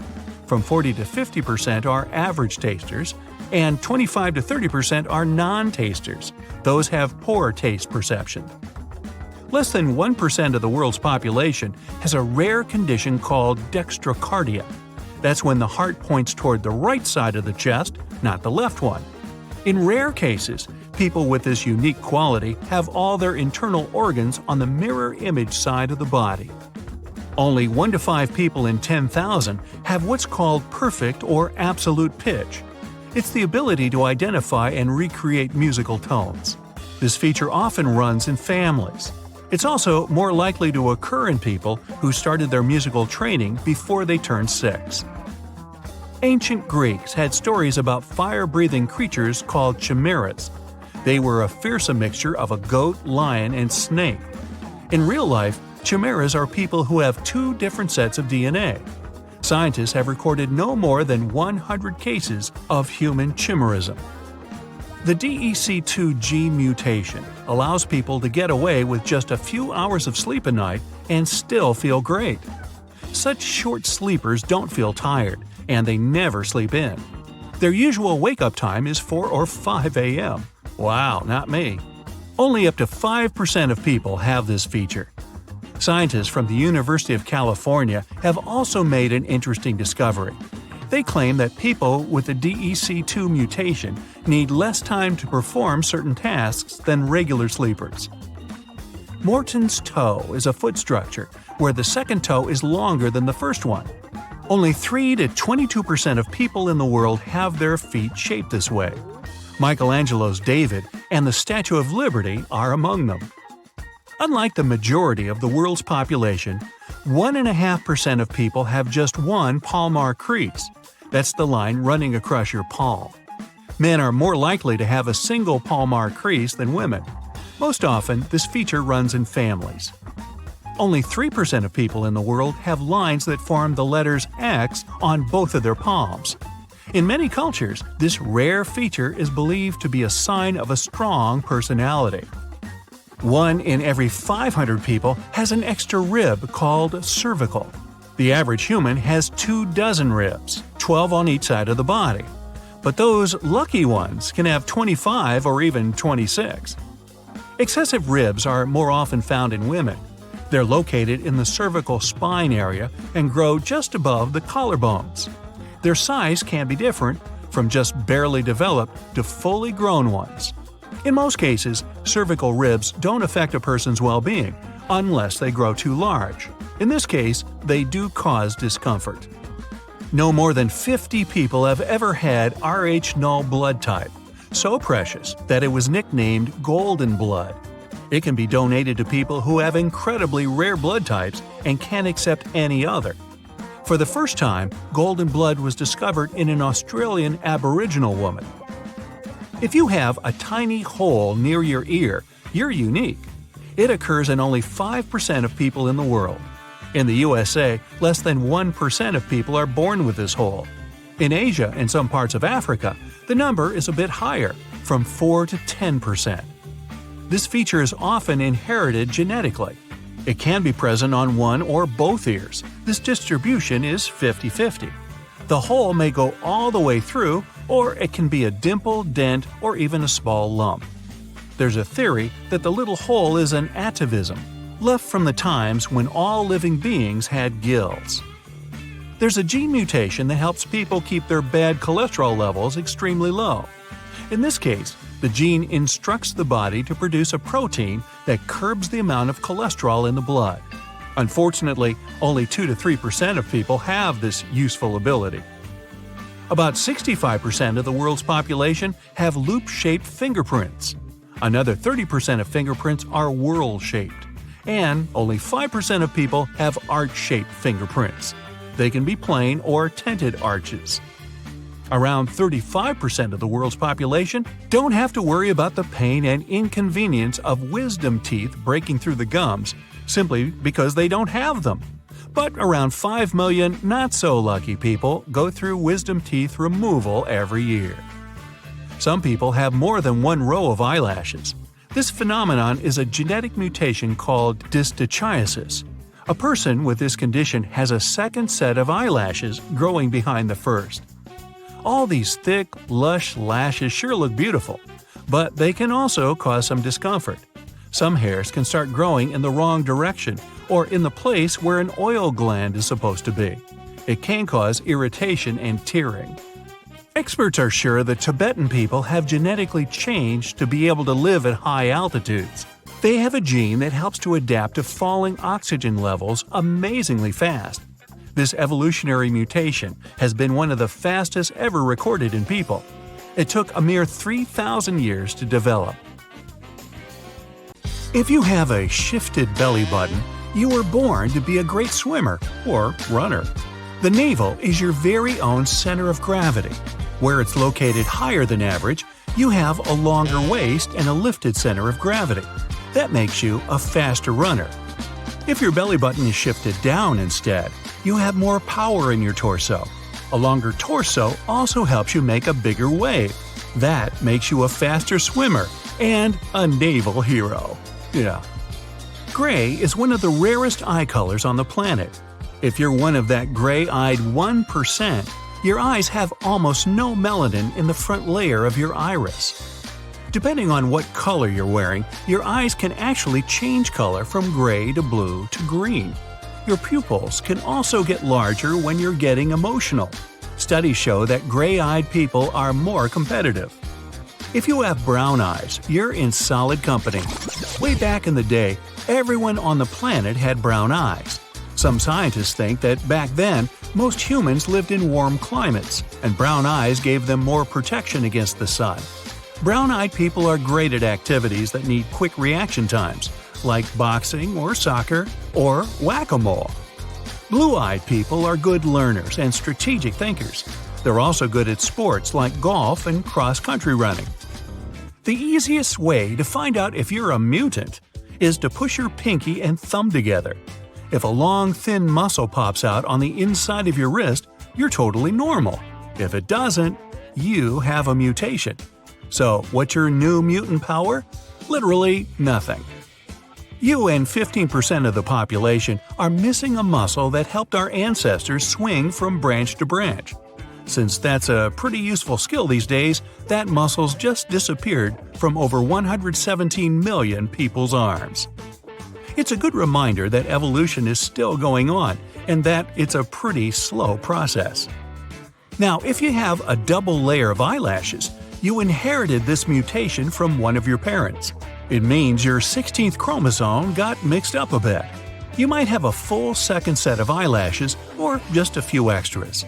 Before you start getting jealous, remember it can cause extra tearing and even impair your vision. 90% of people have clockwise hair whorls. If yours goes in the opposite direction, you're probably also left-handed. Scientists think that the same genetic mutation is responsible for handedness and hair whorl direction. Some people have double whorls, which is even rarer. The superpower of twisting your tongue is rare, but not passed down genetically. You're more likely to be able to fold, roll, and turn your tongue if you speak certain languages or multiple languages. The cloverleaf tongue is the most complicated. Get to a mirror and find out if you can pull it off.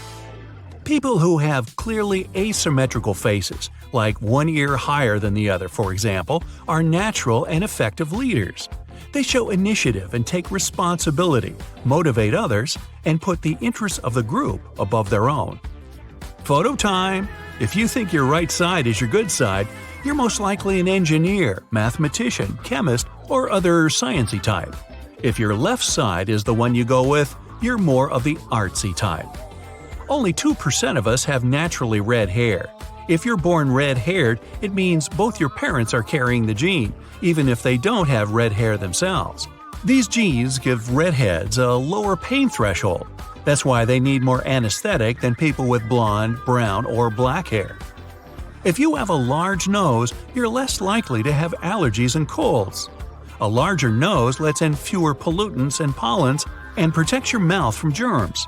Ancient Greeks and Romans thought large noses were a symbol of power and strength. If you have a small nose, you're more likely to work smart instead of hard. You like to get things done, and you're not into spending ages on one tiny problem. If your nose is scooped with a turned-up tip, you're a generous and sentimental person. Your family and friends mean the world to you. You inherited your sneezing style from one of your parents. If you sneeze just once at a time and turn your head straight away, you're caring and supportive. If you sneeze loudly and proudly, you're a natural leader. You get things done. If you carry tissues and cover your mouth when sneezing, you are a careful and deep-thinking individual. Sneezers who are always trying to break their record of 7 times in a row are charismatic and social. They like to inspire others. You're more likely to have a college degree if you're born with a larger forehead. No word yet on if that means you're smarter, though. Scientists analyzed the connection between head size, genes, and IQ. So far, it looks like it's true. If your face is wide rather than long, you have great negotiating skills. That skill helps people with wider faces make more money than their narrow-faced pals. Those with a round face appear innocent and trustworthy. If that's you, you're most likely selfless and put the needs of others before your own. And you're likely to snore more. If your face is a pretty oval shape, you're most definitely an extrovert and a highly likable person. You always know what to say to make others feel relaxed.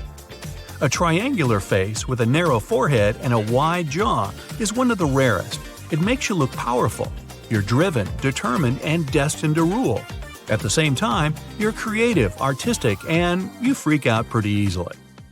If sweet things taste sweeter to you and salty tastes saltier, you're probably one of the 25% of the population that are super tasters.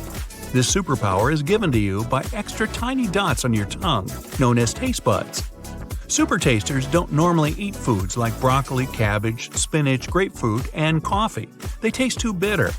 Regular spicy food is way too spicy for their taste buds. Still, it's probably better than being a non-taster. That's when foods just seem tasteless and don't give you any pleasure. If you have long eyebrows, you're a great friend and listener. You really care about others and enjoy helping them. You aren't afraid of responsibility and handle big tasks with ease. You're also pretty competitive. People who have thin eyebrows often doubt themselves and are more careful about every step they take. They care about other people's opinion, even if they know they're right. If your eyebrows are thick, you're most definitely confident and quick-witted. You don't like to park your brain on one task and get angry when someone tries to hold you back. You're active and forward-thinking. Folks with high and super curved eyebrows aren't that easy to approach. they like to keep their distance. In reality, they just need more time to get comfortable with you. They strive for perfection and have great taste. If your eyebrows are somewhat low and close to your eye, you're easygoing and mix with people well. You're always true to your word. You also like to help others achieve their goals.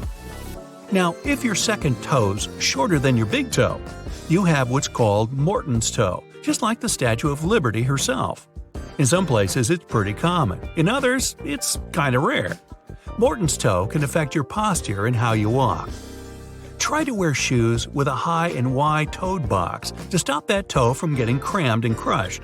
Add some swimming and biking into your routine. It'll help even out the tension on your foot. Those with high arched feet are independent and self-sufficient. If your arches are lower, you're most likely outgoing and need the company of others to feel comfortable. If you have similar length toes and overall wide feet, you've got a sweet case of Roman foot. You were born to travel the world and explore new cultures. You're outgoing and make friends easily.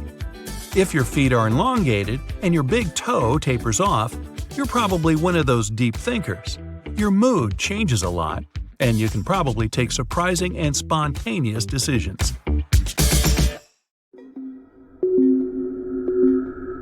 So, once they explode, stars aren't supposed to come back to life. But some of the stars somehow have survived the Great Supernova Explosion. Such zombie stars are pretty rare. Scientists found a really big one called LP 4365. It's a partially burnt white dwarf. Now, a white dwarf is a star that has burned up all of the hydrogen, and that hydrogen was previously its nuclear fuel. In this case, the final explosion was maybe weaker than it usually is, not powerful enough to destroy the entire star.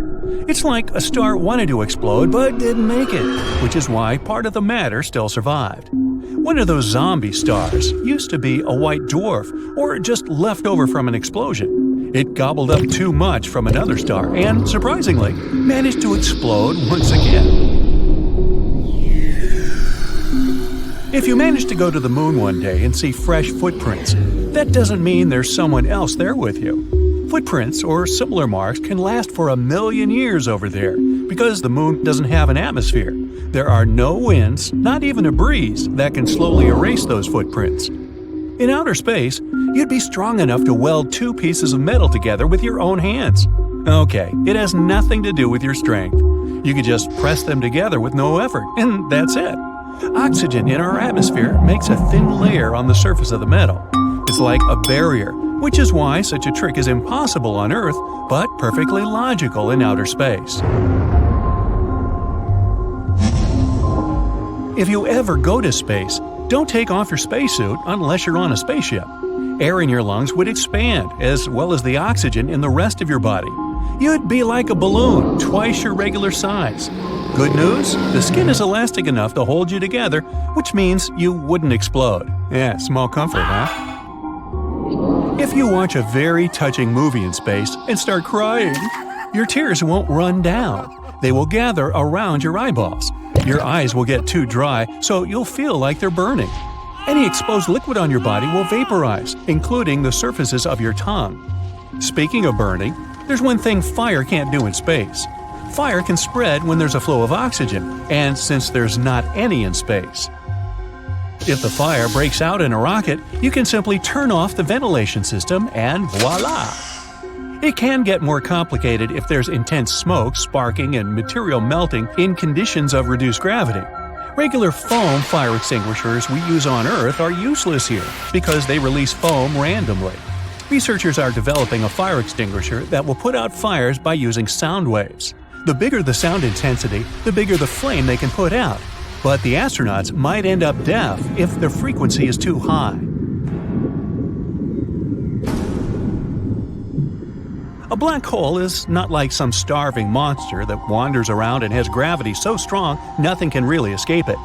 When something comes close to the point of no return, which we also call the event horizon, it disappears. No way back. But quantum physics claims nothing can really destroy data, so it's a true paradox. Stephen Hawking was the one with the idea of how black holes don't really have event horizons. Maybe they have apparent horizons. Those trap things for some time only. After that, the trapped energy will somehow get away, but in a different form. When something goes into a black hole, it changes shape and gets stretched out just like spaghetti. It happens because gravitational force is trying to stretch an object in one direction, but at the same time squeeze it in another, like a pasta paradox. Speaking of, a black hole that's as big as a single atom has the mass of a really big mountain. There's one at the center of the Milky Way called Sagittarius A. It has a mass like 4 billion suns, but locally it's far away from us. There are more than 23,000 pieces of so-called space junk bigger than a softball floating above our planet at speeds up to 17,500 miles per hour. Woo! And there are 500,000 pieces in general, some of them the size of a marble. Space waste is generally debris made up of natural particles called meteoroids and artificial particles, like things we make on the Earth. Meteoroids orbit the Sun, while the majority of human-made debris orbits our planet. For example, we launched almost 9,000 spacecraft around the world, from satellites to rocket ships. Even the tiniest pieces can damage a spacecraft at such high speeds. Galaxies, planets, comets, asteroids, stars, space bodies are things we can actually see in space, but they make up less than 5% of the total universe. Dark matter, one of the biggest mysteries in space, is the name we use for all the mass in the universe that's still invisible to us. There's a lot of it. It may even make 25% of the universe. Dark energy makes the rest of the 70% of the universe. Scientists don't know much about it, but they think dark energy could be behind the increasing expansion of the entire universe, while dark matter slows it down. Dark matter doesn't interact with us in any way that we know of, nor does it interact with itself. If it did, we might be able to find dark matter galaxies, dark matter planets, or such objects. Now, astronomers have found the largest hole we've ever seen in the universe. It's the giant void that spreads 1 billion light-years across. They found it accidentally. One of the research team members was a little bit bored and wanted to check out how things were going in the direction of the cold spot. That's an anomaly in the cosmic microwave background map, or in short, CMB. It's a faint glow of light that falls on our planet from different directions and fills the universe. It's been streaming through space for almost 14 billion years as the afterglow that occurred after the Big Bang. But instead of CMB, they realized there's a giant area way colder than they'd expected. The team started tracking radio signals, but there were no radio sources in that whole volume. That means there are no galaxies or clusters, and since it's so cold, there's no dark matter either, or regular matter, so it really doesn't matter. The giant void is empty, and researchers think it could consist of dark energy. Light can still pass through it. It's not the only void in space, but it's the biggest one we've found. The area around a star is habitable when it's not too cold or too hot for liquid water to exist on the planet surrounding it. Let's say our planet was where Pluto is. It's too far from the Sun, which means our ocean and big parts of its atmosphere would freeze. But if the Earth was in Mercury's place, we'd be too close to the Sun, and the water on our planet would evaporate. Such habitable area is called the Goldilocks zone. So you can see where planets are located and assume if they have a chance for life on their surface. But Europa, one of Jupiter's moons, definitely breaks the rule. It's outside of the Goldilocks zone, but still kept warm. Not from the Sun directly, but Jupiter and its moons that actually pump energy into Europa. Europa changes its shape as it circles around Jupiter. It's similar to tides rising and falling on our planet. Water on the Earth changes its shape as a response to the tidal forces of our moon. When the same happens with a solid object, the object is stressed. That's how you pump energy into that object. It's like you're playing racquetball. You hit the ball around a couple of times before you start playing, like you're warming it up. You kind of distort the ball every time you smack it. The surface of Europa is frozen, but it has cracks in the ice. You can see ridges in the ice where there's a crack. Then those flying chunks shift and refreeze. You'd see a similar thing if you could fly over the Arctic Ocean in the wintertime. There are ice sheets constantly breaking and refreezing. So Europa can't completely freeze. Scientists think there could be an ocean of liquid water under the icy surface. Europa is not the only moon where this is happening. Another of Jupiter's moons, Io, is also warm because of such tidal forces.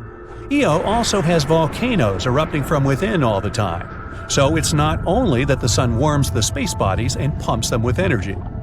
Many experts agree the universe might come to its end about 3 to 22 billion years from now. It's expanding all the time, which means it formed from a compact state. If it has a beginning, it's probably going to have an end as well. Yeah, I won't be around for that. One of the popular theories says the growth will slow down, and gravity will become the powerful force that will make the universe shrink. That will lead to complete chaos. Galaxies, stars, planets, space bodies, they will all move, collide, and, destroy one another. It's like the reverse Big Bang. Huge chaos, but this time, everything collapses. Well, on that cheery note, always stay on the bright side of life.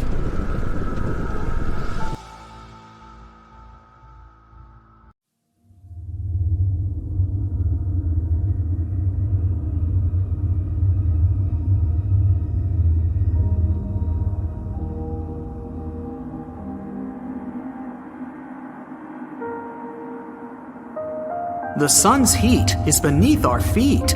Scientists have figured out that Earth's core is actually as hot as the surface of the sun, around 10,800 degrees Fahrenheit. One of the reasons it's so incredibly hot down there is because Earth is still shedding heat from when it was created billions of years ago.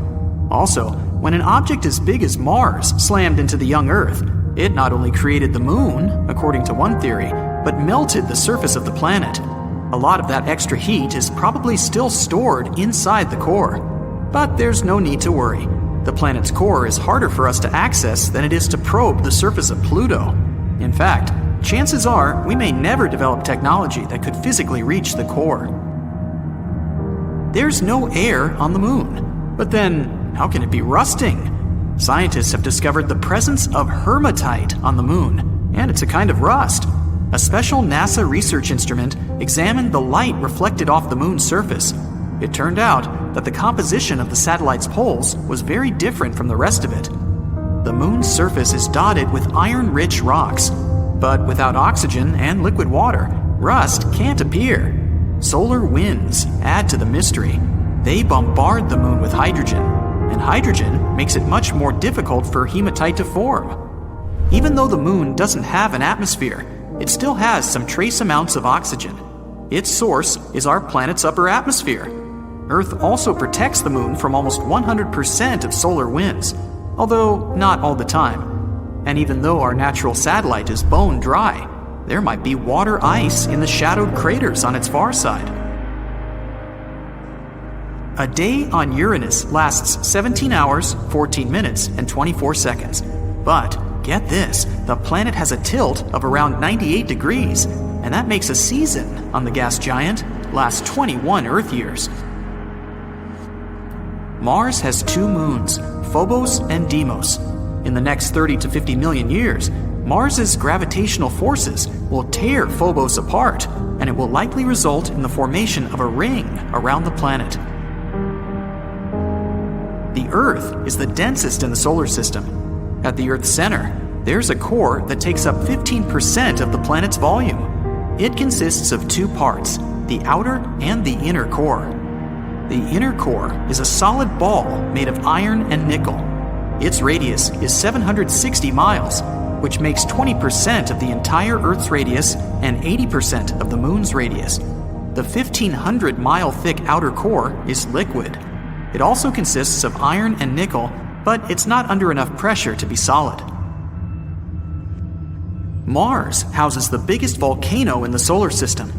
While everything seems to be calm on Mars nowadays, in the past, some sort of force caused enormous volcanoes to form and erupt. One of these volcanoes is Olympus Mons. It's 16 miles tall, which is the height of 3 Mount Everests, and 374 miles across, making it about the size of Arizona. The volcano grew to such a gargantuan size because of the weak gravity on Mars and the lack of tectonic plate movement. Gravity is not the same everywhere. The rocks, metals, and other minerals and substances that make up the planet are packed into the ground more tightly in certain places than in others. This has surprising consequences. Gravity varies slightly depending on where you are.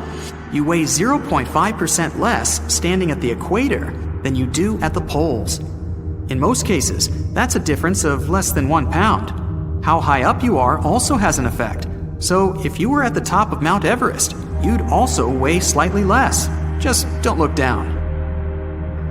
Earth's toughest living thing is so small you can't see it. Water bears, also known as moss piglets, are cute little creatures with 8 legs and squashed up heads that are less than 1/100th of an inch in length. Despite their microscopic stature, they can basically survive anywhere. They prefer bits of wet moss or the bottom of a lake, but they won't complain if you put them somewhere really uncomfortable. They can endure extreme cold and incredible heat, and survive both huge pressure and high radiation. Some of the little bears once even managed to survive unprotected in outer space for 10 days without a problem. That is tough. They handle all these things by rolling up into a ball and hibernating, which reduces their need for oxygen and food. The moon's gravity is about 17% of that on Earth. If you weighed 200 pounds on our home planet, on the moon, your weight would decrease to a mere 34 pounds. You would also be able to carry stuff 6 times heavier than what you can carry on Earth. It would also be easier to walk on the moon's surface, but it would be more dangerous too. Your feet, inside a heavy spacesuit, would sink into the lunar soil up to 6 inches deep. But let's imagine you decided to skip the tedious process of walking by leaping through the air. Then you'd likely lose control of your jumps in no time. Plus, the moon's surface is littered with deep craters. It would be a tough feat to avoid all of them. You can see solar eclipses because even though the moon is 400 times smaller than the sun, it's also 400 times closer to Earth. So it's perfectly capable of obscuring the star. But in 50 million years, I won't be around then. The moon won't be able to block the sun completely because of the satellite's changing orbit. A full NASA spacesuit costs an unbelievable $12 million. Yeah, I can believe that. 70% of this hefty sum is for the control module and backpack. At the very center of Uranus, there's a rocky core, small, just half the Earth's mass. Compared to other planets, Uranus's core is rather cool, 9,000 degrees Fahrenheit. An ice mantle surrounds the solid core, and that's the largest portion of the planet, about 80%. It's also not the ice you might be thinking about. It's a hot, dense fluid made up of water, ammonia, ice, and methane, sometimes referred to as a water-ammonia ocean. Uranus's atmosphere is mostly hydrogen and helium, but it has its blue-green color because of methane gas that absorbs the red light. The ocean on Jupiter is larger than any other in the solar system. But unlike Earth's oceans, it's made not of water, but of metallic hydrogen. The ocean's depth is a mind-blowing 25,000 miles. That's almost the same as the distance around Earth. Venus is a champ when it comes to volcanoes. The planet has about 1,600 major ones, but none of them is known to erupt. There's a supermassive black hole 250 million light-years away from us. It hums the deepest sound ever detected from any object in the universe. It's 57 octaves lower than the middle C on your piano. That's 1 quadrillion times deeper than what we can hear. Mercury is a few billion years old. In 2016, scientists discovered some abnormalities on the planet's surface, showing that it's getting smaller. After more research, they found out that Mercury hadn't finished cooling down yet. There are planets that aren't bound to any star orbit and aimlessly wander through outer space. Among the most spectacular-looking space objects are pulsars.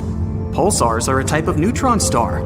They shoot out some of their material almost at the speed of light. Regular pulsars spin at a reasonable speed, between 1/10 to 60 times per second.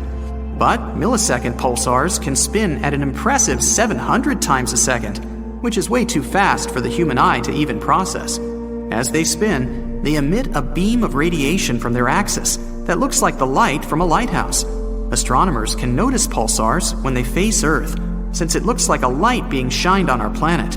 When the light shines elsewhere, the pulsar can't be seen. Our sun is insanely massive. Want some proof? 99.86% of all the mass in the solar system is the mass of the sun. In particular, the hydrogen and helium it's made of. The remaining 0.14% is mostly the mass of the solar system's 8 planets.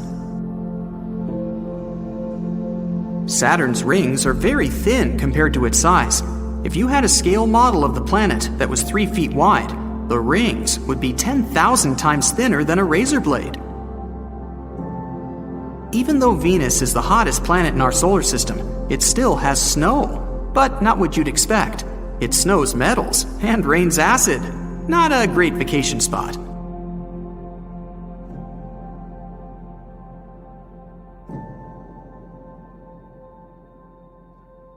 Now, I hate to break it to you, but there's no such thing as a baby carrot. The cute little carrots they sell at supermarkets are actually regular carrots that have been shaved down to this baby size.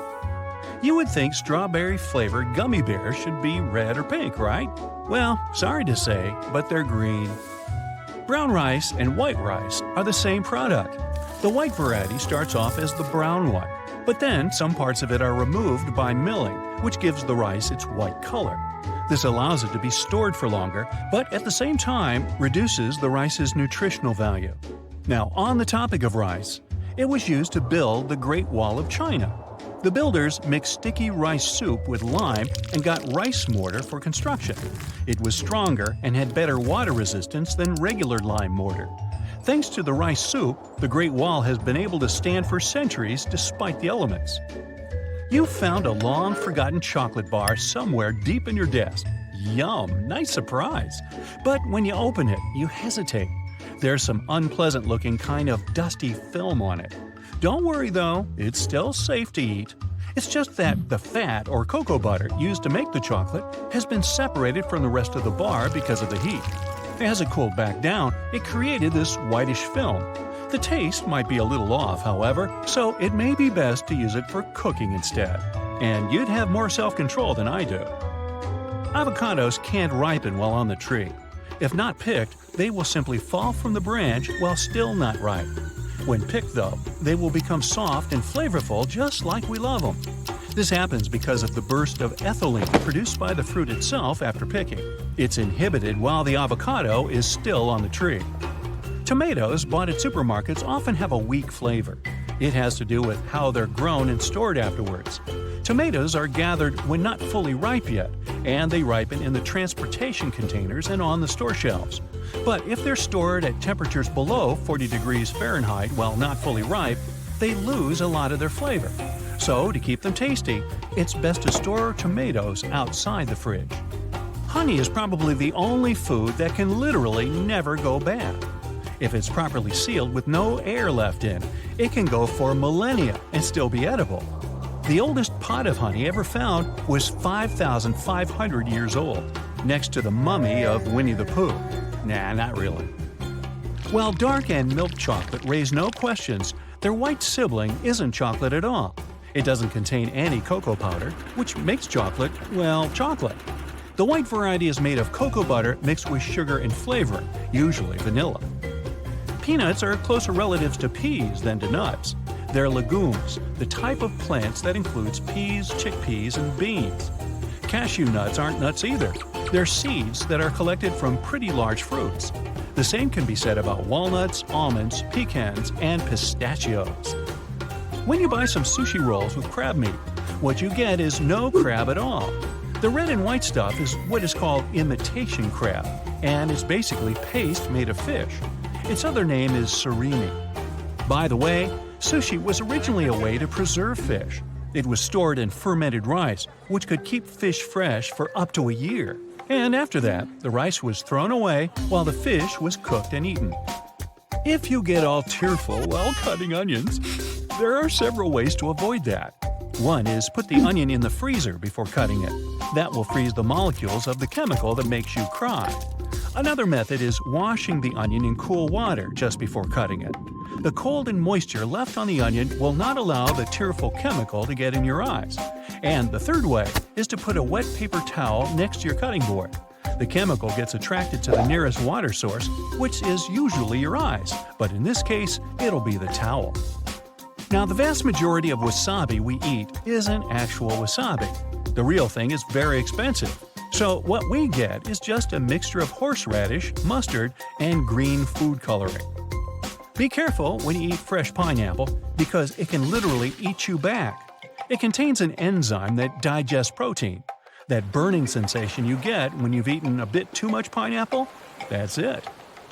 Mac and cheese used to be a really fancy dish back in the 18th century US. Pasta could only be imported from Italy, which made it expensive, and the process of making cheese was time and effort consuming. It didn't make the product cheaper either.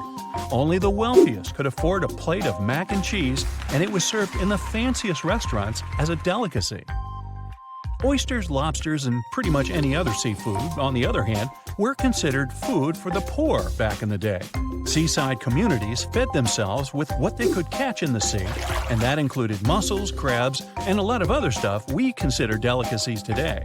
Wow, I think if I ate mac and cheese with lobster right now, my head would explode. Back to rich food. In medieval times, fish was considered a gift fit for a king. English monarchs were known to be presented with huge pikes, and even before that, in the Roman Empire, fish such as red mullet was a delicacy that emperors paid for with large amounts of gold. Farmed salmon fresh is naturally gray. Wild fish eat a lot of shrimp, which makes their meat that trademark pink-orange color. The farm kind is fed with a special plant pigment for the same effect. The inventor of petroleum jelly, Sir Robert Cheesebrough, claimed to eat a spoonful of Vaseline every single day. He also asked his nurse to cover him head to toe in the stuff when he fell seriously ill. He soon recovered and lived to be 96 years of age. All the while, he firmly believed in petroleum jelly's miraculous properties. It was a slick product. Oranges actually gave their name to the color we now know as orange. In Old English, this color was called roughly yellow-red. Only when the fruit became widespread across Europe, the word that signified their color appeared. If you want to take a closer look at a beehive, make sure you don't have any bananas on you. The pheromone that alarms bees to rise and protect their home smells like bananas, so you're likely to become their enemy number one if you get too close. Milk was once proved as a material for plastic. It was biodegradable and non-soluble in water and virtually didn't burn. But it was later outperformed by oil-based plastic because the milk-based variety couldn't be molded and became brittle over time. Also, the oil-based kind was a lot cheaper in production. Pound cake got its name for the mass of its ingredients. It was originally made from a pound of butter, a pound of eggs, and, you guessed it, a pound of sugar. So it should be 3-pound cake. The most expensive pizza you can ever get costs around $12,000. It can only be cooked by 3 chefs in your home, and it takes 3 full days to make. Do the chefs have to stay in your home? In ancient Egypt, laborers were paid with food. They got radishes, onions, and garlic as part of their wages. These plants were known for their antibacterial properties even then, which made them pretty valuable. Although the most widespread color of cauliflower is white, it also comes in green, orange, and purple varieties. They're more difficult to cultivate than the white one, but aren't much different from it otherwise. As for the overall number of varieties of cauliflower, there are several hundreds of them. To easily test the freshness of eggs, put them in a bowl of water. A fresh egg will quickly go down to the bottom, while a rotten one will float. Hey, last one to the bottom is a rotten egg. The Empire State Building's tower was designed to serve as a docking station for dirigibles. At that time, people believed that these airships would become the main means of transportation in the future. The project included gangplanks, check-in and customs offices, and so on. But then the engineers realized that the wind up there was too strong for their plans, and they gave up on their idea. Angel Falls, the largest uninterrupted waterfall on the planet, is more than twice as tall as the Empire State Building. During the dry season, the falling water sometimes evaporates before it reaches the ground. One of the most mysterious sounds ever heard on Earth was the bloop. It occurred in 1997 and resembled the noise of marine animals, but the volume was too great for a sound produced by a living creature. The bloop continued for 1 minute. It started from a low rumble and then rose in frequency. Antarctica might just look like a giant field of ice, but there's actually a huge continent underneath. That means that it has volcanoes, mountains, and valleys, like any other continent. Scientists have recently discovered that the Antarctic landmass has the lowest point on the planet, as well as huge mountain ranges. If any of the numerous volcanoes were to erupt, it would melt a huge part of the surface ice and increase the spill of ice into the ocean. The sea level would rise and flood coastal areas around the world. The ocean waters would also be disrupted, putting marine life at risk, though all of these volcanoes are dormant at the moment. Each day on the South Pole lasts 6 months on this continent. The South Pole only has a single sunset and sunrise across an entire year. Early Earth might have been purple, not green. There's a theory that ancient microbes used molecules rather than chlorophyll to absorb sunlight. These molecules likely gave living organisms a violet tint. During the Stone Age, the entire population of Central Europe was around 1,500 people, which means they would all fit on a mid-sized cruise liner these days. Astronomers have figured out that the Milky Way weighs around 1.5 trillion solar masses, and one solar mass is the mass of our Sun. A tiny part of this weight is a supermassive black hole at the center of the galaxy, and 200 billion stars. The rest is dark matter, mysterious and invisible. If all sheets of Arctic ice and glaciers melted at the same time, the sea level would rise for the height of a 26-story building. Under black or UV light, ripening bananas look bright blue. That's because of the chlorophyll that's breaking down when the fruit is ripening. Because of tectonic plate movements, the Pacific Ocean shrinks every year, and the Atlantic Ocean gets bigger by the same amount. These days, there are only 2 ice sheets in the world left after the planet's last ice age. The first is the Greenland ice sheet. The second, the Antarctic ice sheet, is enormous. It's the size of Mexico and the continental US combined. Tsunami waves often go unnoticed. They don't rise for more than several inches above the surface until they reach shallow waters. When the ocean is deep, though, they can travel as fast as a long-distance passenger airplane. Corals that live in shallow waters produce their own protection from the sun. Without it, sunlight would harm the algae living inside them. To protect these algae, which are the main source of food for the corals, they fluoresce. This process makes proteins that act as sunscreen. Almost 90% of the volcanic activity on Earth happens in the oceans. The South Pacific has the largest concentration of volcanoes people know about. There's one volcano cluster that has 1,133 volcanic cones. All of them are active and cooped up in an area the size of New York State. The Zemchug Canyon in the middle of the Bering Sea is the largest underwater canyon ever discovered. There are more treasures and artifacts at the bottom of the ocean than in all museums in the world combined. In 1900, one of the biggest hurricanes struck near Central America and in the Gulf of Mexico. It then went as far as Florida and Texas and is considered to be the most devastating hurricane in the United States history. They first detected it on August 27th, and it lasted for many days. By the time it reached the Texas coast, the storm had turned into a Category 4 hurricane. Hurricanes are categorized on wind speed and intensity using something called a Saffir-Simpson scale. There are 5 different categories from 1 to 5, with 1 being the weakest and 5 being the strongest. The people of Galveston had less than 4 days to prepare for the arriving storm that even stretched out to Oklahoma and Kansas. The Great Hurricane then made its way to the Great Plains and turned towards the Great Lakes, New England, and reached southeastern Canada. The storm was so bad that more than 3,600 homes were damaged, even though they were sturdy enough to withstand the storm. Given the population numbers back then, it was equivalent to hundreds of thousands of houses destroyed, if not millions. Spotted Lake, Canada. They call it the most magical spot in Canada. In winter and spring, this is just a regular lake that looks like any other, but try going there in the summer when the water starts to evaporate. It'll feel as if you've entered a different world, a polka-dotted landscape with blue, green, and yellow spots. Over the summer, there are over 300 pools there, and they all look magical. Over the centuries, people believed each of them had different healing properties. Oh, and the explanation for the vibrant colors is pure science. Each of them has a high concentration of different minerals. We live inside the sun. Its atmosphere stretches far beyond its visible surface, and even though Earth is 93 million miles away from the star, it's still within reach of the sun's atmosphere. Auroras happen when charged particles from the sun get caught by Earth's magnetic field and crash into the upper atmosphere near the poles.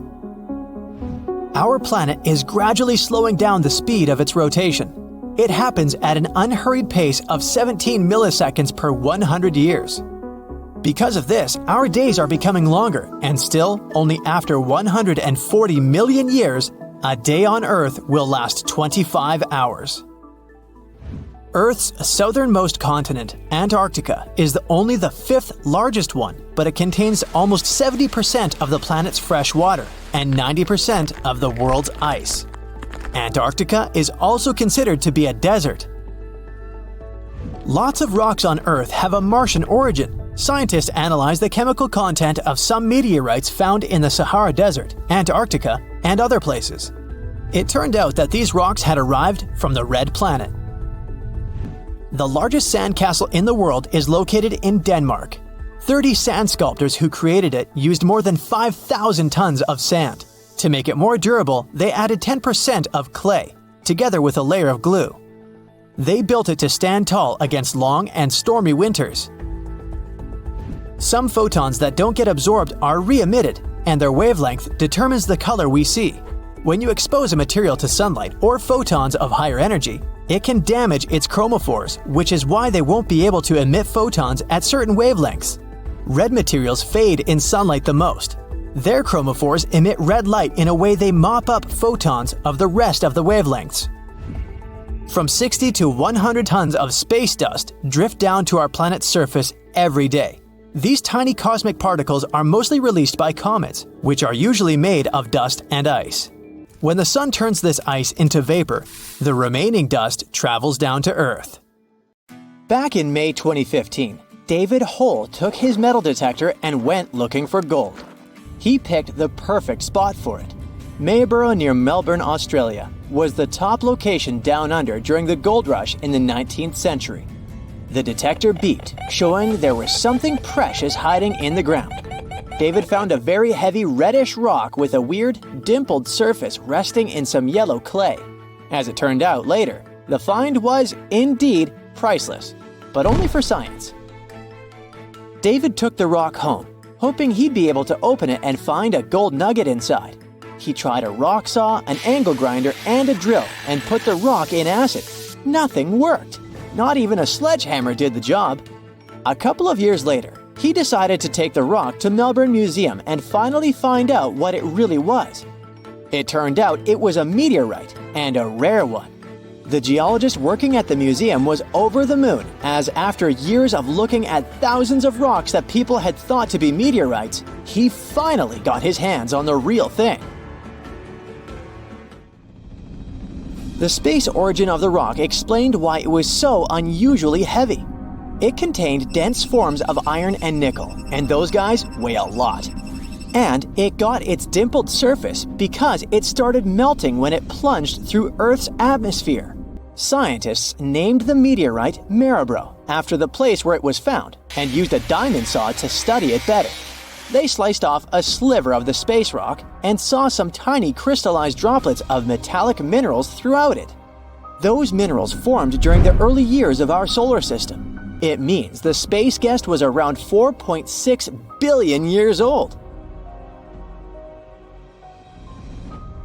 The researchers are still not quite sure where the meteorite came from or how long it's been on Earth, but they've got some guesses. Our solar system used to be a swirling mix of dust and chondrite rocks.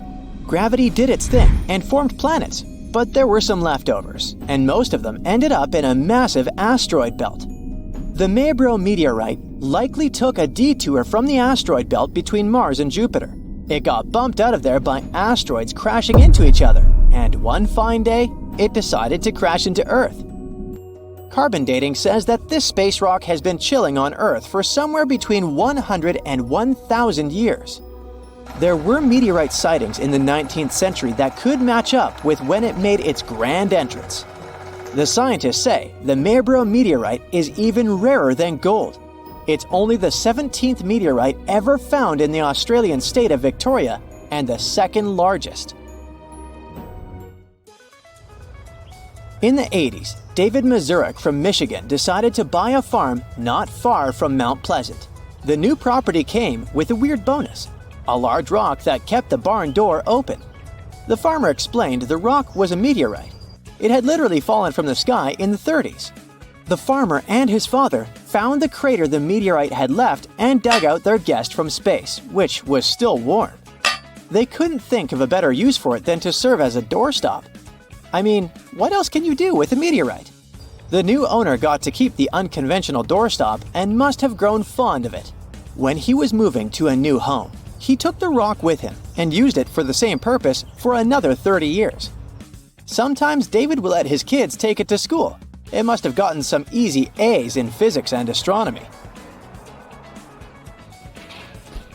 Then he heard that other Michigan residents find and sell pieces of meteorites for some serious cash. Since his piece was an impressive 22 pounds, he decided to take it to Central Michigan University to find out its value. A local geology professor was getting tired of similar requests because, for around 18 years, she had to explain to people all the rocks they had brought her weren't meteorites at all. But this time, she felt it was the real thing. She tested the rock and determined it was a meteorite made from iron and nickel. It turned out to be the 6th largest recorded find of this kind in Michigan, and the most valuable specimen she's ever worked with. They sent a slice for another round of verification to the Smithsonian Institute in Washington, D.C., and soon it was all official. It turned out that the meteorite was a piece of an early solar system. The Smithsonian and a museum in Maine offered some good money for the space rock. Mazurek decided to sell his meteorite to Michigan State University's Abrams Planetarium for $75,000. He generously shared 10% of the money with Central Michigan University's Earth and Atmospheric Sciences Department, where they confirmed the rock's true identity. I hope the money he was left with was enough to buy a new doorstop. While some use meteorites as furniture, scientists have found a way to utilize them to extract oxygen from water on Mars. Traveling to the red planet is impossible without oxygen. We need it both to breathe and fuel rockets for a return trip to Earth.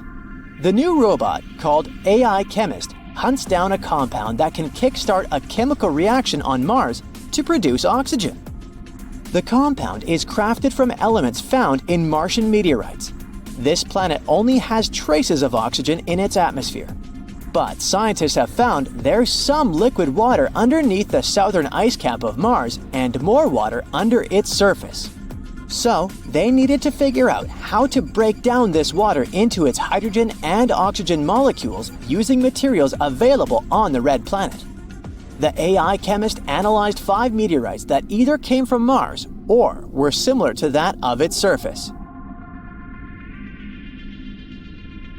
It used a laser to locate large amounts of iron, nickel, calcium, magnesium, aluminum, and manganese in the samples. These elements will be enough to produce more than 3.7 million possible molecules to break down water and generate oxygen on the red planet. Finding the right algorithm for this process would take us humans around 2,000 years, and the robot managed to do it in a matter of weeks. Using the meteorite compound as a catalyst, the robot managed to do its job in negative 35 degrees Fahrenheit on Earth, and it did so without any human help at all. Now the question is, if it will be able to do the same on Mars, where the atmospheric composition, air density, humidity, gravity, and other conditions are trickier than on Earth. Other scientists previously managed to produce small amounts of oxygen fit for breathing up there. An instrument the size of a lunchbox on NASA's Perseverance rover compressed and heated carbon dioxide from Mars's atmosphere. It generated oxygen at around the same speed as a small tree. I think Matt Damon's character from The Martian would have loved all these advances in space science. Thousands of meteorites crash into our planet every year. 95% of them are thought to come from just two sources.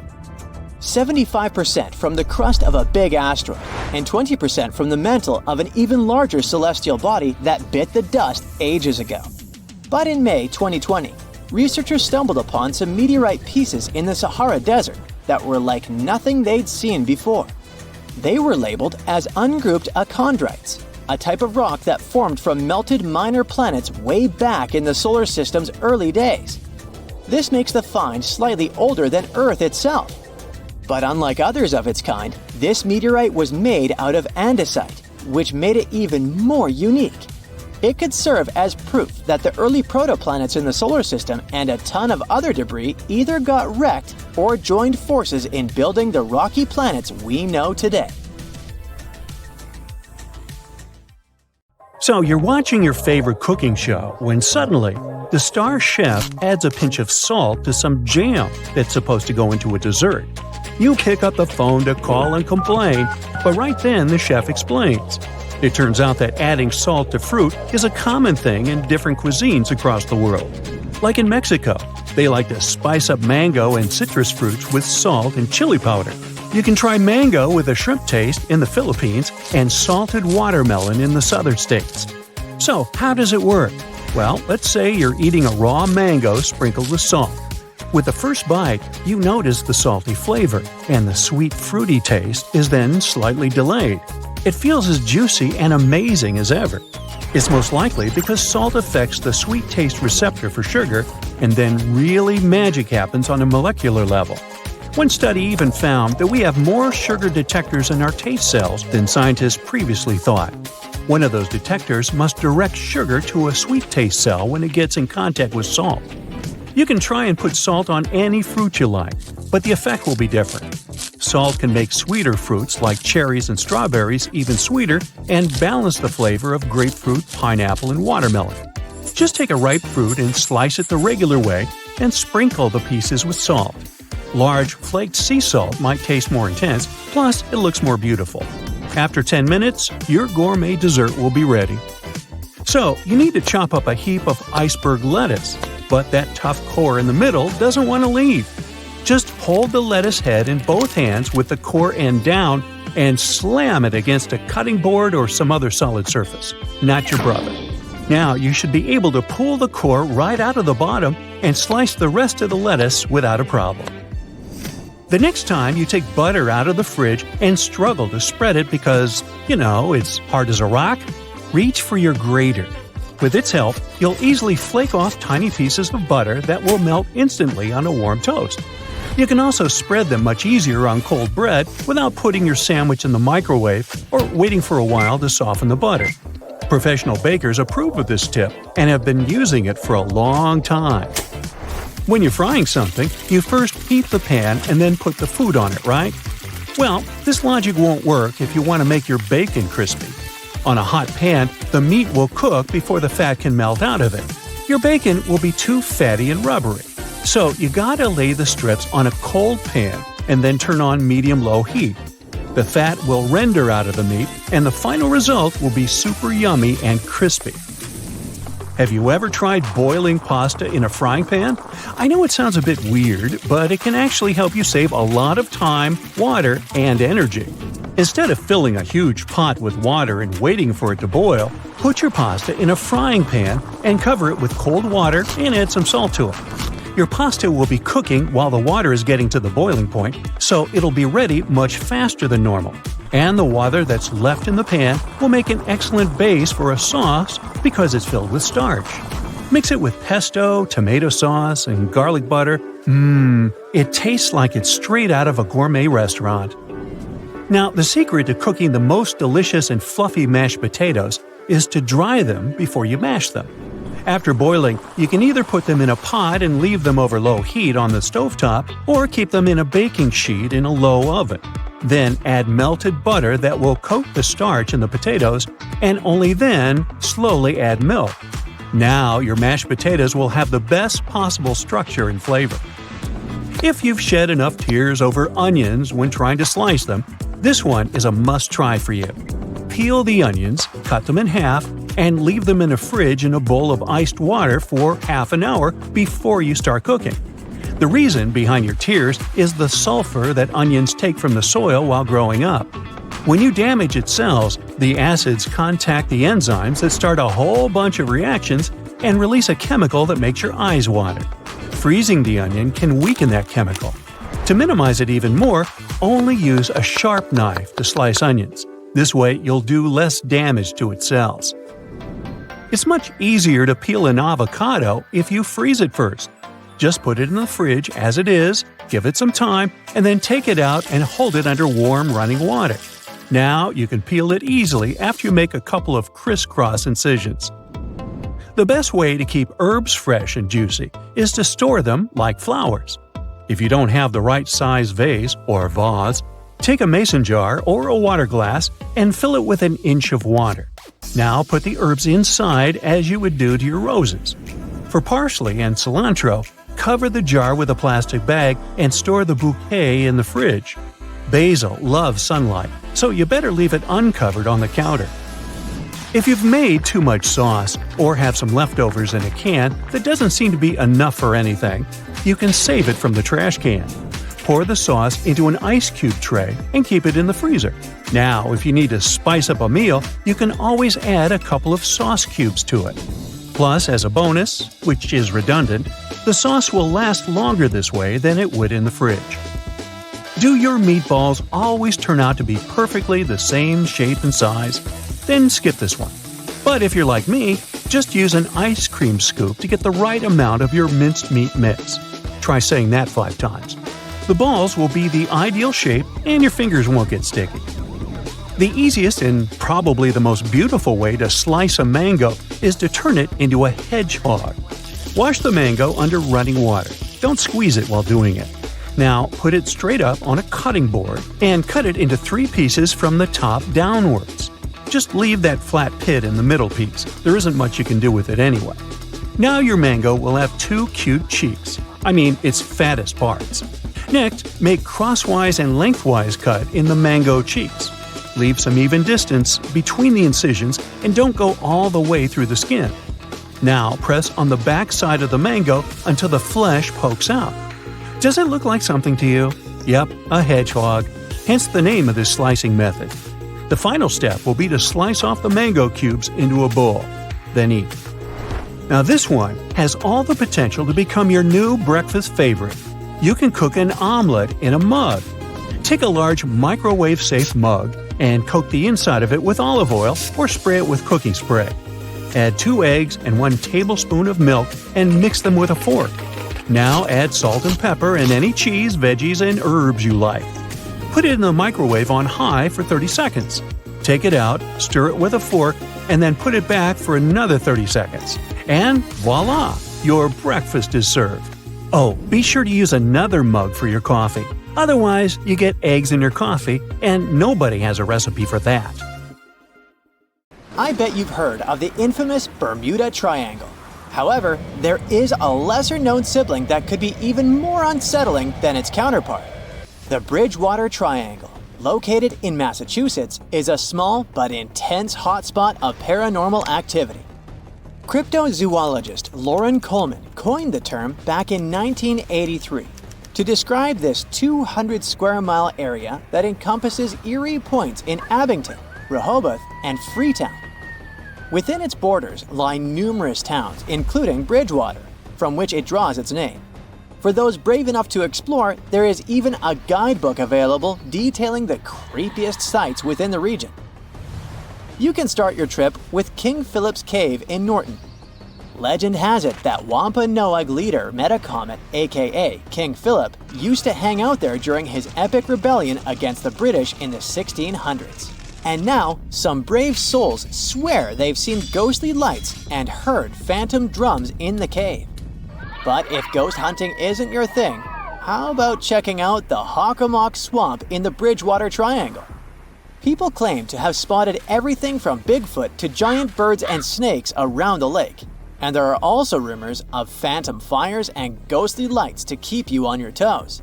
It's like a paranormal party out there. And if you prefer real-life creepy tales, you've got to swing by the Solitude Stone in Bridgewater. Tucked away by the Nunkatesset River, this stone carries a haunting story dating back to the 1800s. A local minister carved a mysterious poem on it, and over the years, it's become a hotspot for ghost hunters and history buffs alike. Located in Australia, the Monte Cristo homestead may appear as a charming Aussie home from the outside, but looks can be deceiving. Behind its closed doors lies a sinister story that has led to its reputation as the most haunted house in Australia. It was originally owned by Christopher Crawley, who made his fortune with the Railway Hotel in Junee. Dark events occurred within the walls of the Monte Cristo homestead. The Crawley family resided in the late Victorian-style mansion perched atop a hill overlooking the town. Tragedy struck with the demise of Christopher in 1910 and his wife Elizabeth in 1933. Upon the family's departure in 1948, the house fell into disrepair and was left abandoned. The Ryan family later purchased the homestead and worked to restore it, only to discover they were not alone. Strange occurrences such as unusual animal behavior and encounters with mysterious lights and ghostly figures prompted the Ryans to believe the house was haunted. Legend has it that at least 10 spirits roam the halls of Monte Cristo homestead. You can choose from a variety of ghosts at the haunted house: a young kid who was dropped by a nurse down the stairs, a maid who plummeted from a balcony, or a stable boy who tragically passed away in a fire. The most active spirit is the caretaker's son, who was discovered chained next to his deceased mother and remained chained for 4 decades. As of now, the house functions as a bed and breakfast, providing dinner and a ghost tour detailing its dark history. Braver guests have the option to stay overnight in the eerie residence. Located in the quaint town of St. Francisville near New Orleans, Myrtle's Plantation is a historic mansion with a 125-foot veranda and a grand foyer adorned with a magnificent French crystal chandelier. The mansion has a dark past, with 10 people having lost their lives within its walls. As a result, there have been numerous reports of ghost sightings, including the infamous Chloe, a spectral figure wearing a distinctive green turban that haunts visitors in their rooms. Other reported ghosts include a young girl peering through a window, a kid bouncing on beds, a soldier, a voodoo priestess, and the ghost of a previous owner. Despite its reputation as the most haunted house in America, Myrtle's Plantation, just like Monte Cristo Homestead, now operates as a charming bed and breakfast with 21 accommodations. Visitors can take ghost tours during the day or opt for more popular and spine-chilling evening tours. In addition, a restaurant on the property offers fresh, locally sourced cuisine to guests. Originally built in 1824, the Italian-style horseshoe-shaped opera house in San Juan, Puerto Rico has been a prominent fixture in the city's cultural landscape for over a century. Despite rumors of paranormal occurrences, Teatro Tapia is a must-see due to its distinctive architectural beauty. According to local legend, the theater is haunted by 2 ghostly figures. One is a woman in a red dress who appears in box 105 before disappearing, while the other is an actress who tragically fell on stage in the 1800s and is said to perform for invisible audiences before vanishing. They say her ghost wanders through the theater, occasionally singing on stage and causing doors to slam shut backstage. Although these ghostly tales cannot be confirmed, the theater's 200-year history leaves room for speculation. The Castle of Good Hope is the oldest building in South Africa, built between 1666 and 1679 by soldiers, sailors, and whatnot. The main purpose was to protect people living there. But apparently, it turns out to be a place that scares each and every person who visits it. You may say it's all just vivid imagination and there's nothing paranormal about this place, but here's the deal. Many people claim they heard voices and steps in the dungeon. Plus, the bell in the bell tower is said to ring sometimes. But it's not really possible for the bell to ring as the tower was bricked some centuries ago. There's a legend, though, that explains the eerie ringing. They say a soldier settled scores with life there, and it must be his ghost ringing. But wait, it gets even spookier. There's a ghostly black dog that likes to scare people, a tall glowing man who jumps off walls, and even a lady from the 18th century who still plays host to important guests. Today, the castle is a military museum and a spot for traditional ceremonies. The place is full of untold secrets waiting to be uncovered. Known as the Giant of Loire Valley, this French castle is seriously impressive. It has 7 floors, 204 rooms, loads of portrait galleries, and even its own opera house that fits 200 people. Originally built as a fortress back in the 11th century, it even got royal visits. But here's where things get really interesting. Apparently, the place is haunted by the Green Lady, aka La Dame Verte. She's said to be the love child of King Charles VII, and her story ended tragically in the 15th century when her husband did her in for cheating. People claim they've seen her ghostly figure in the chapel tower, decked out in her signature green dress with creepy, hollow eyes and a missing nose. Some even say they've heard her wailing throughout the castle. Now, this castle has been turned into a swanky hotel that throws cool events like markets. But if you're brave enough to spend a night there, the rooms there are lush. Step inside the ancient Ram Inn, a place where darkness lurks around every corner, and the spirits of the past never truly rest. Whispers echo through the halls, accompanied by the sound of distant footsteps and the unexplained feeling of icy fingers brushing against your skin. Shadows dance in the flickering candlelight, casting eerie shapes on the ancient walls, adorned with sinister symbols of a forgotten time. As you venture deeper into the inn, the temperature drops dramatically, sending a chill down your spine that no amount of layers can warm. The ghostly apparitions that roam the corridors are said to be lost souls seeking revenge, or simply unable to move on to the next realm. In the bishop's room, the most haunted of them all, the oppressive energy is suffocating, as if the very walls are closing in on you. But despite the overwhelming sense of fear and dread that permeates the inn, there are those who are drawn to its darkness like moths to a flame. They seek out the thrill of encountering the unknown and the rush of feeling the presence of the supernatural up close and personal. Some men wear shoes with hidden heel lifts to look taller. Such shoes can make a person up to 6 inches taller. They look like regular shoes, but inside they have this extra insert. Sometimes, such an insert is glued down. Sometimes it's removable, and you can choose the height you need yourself.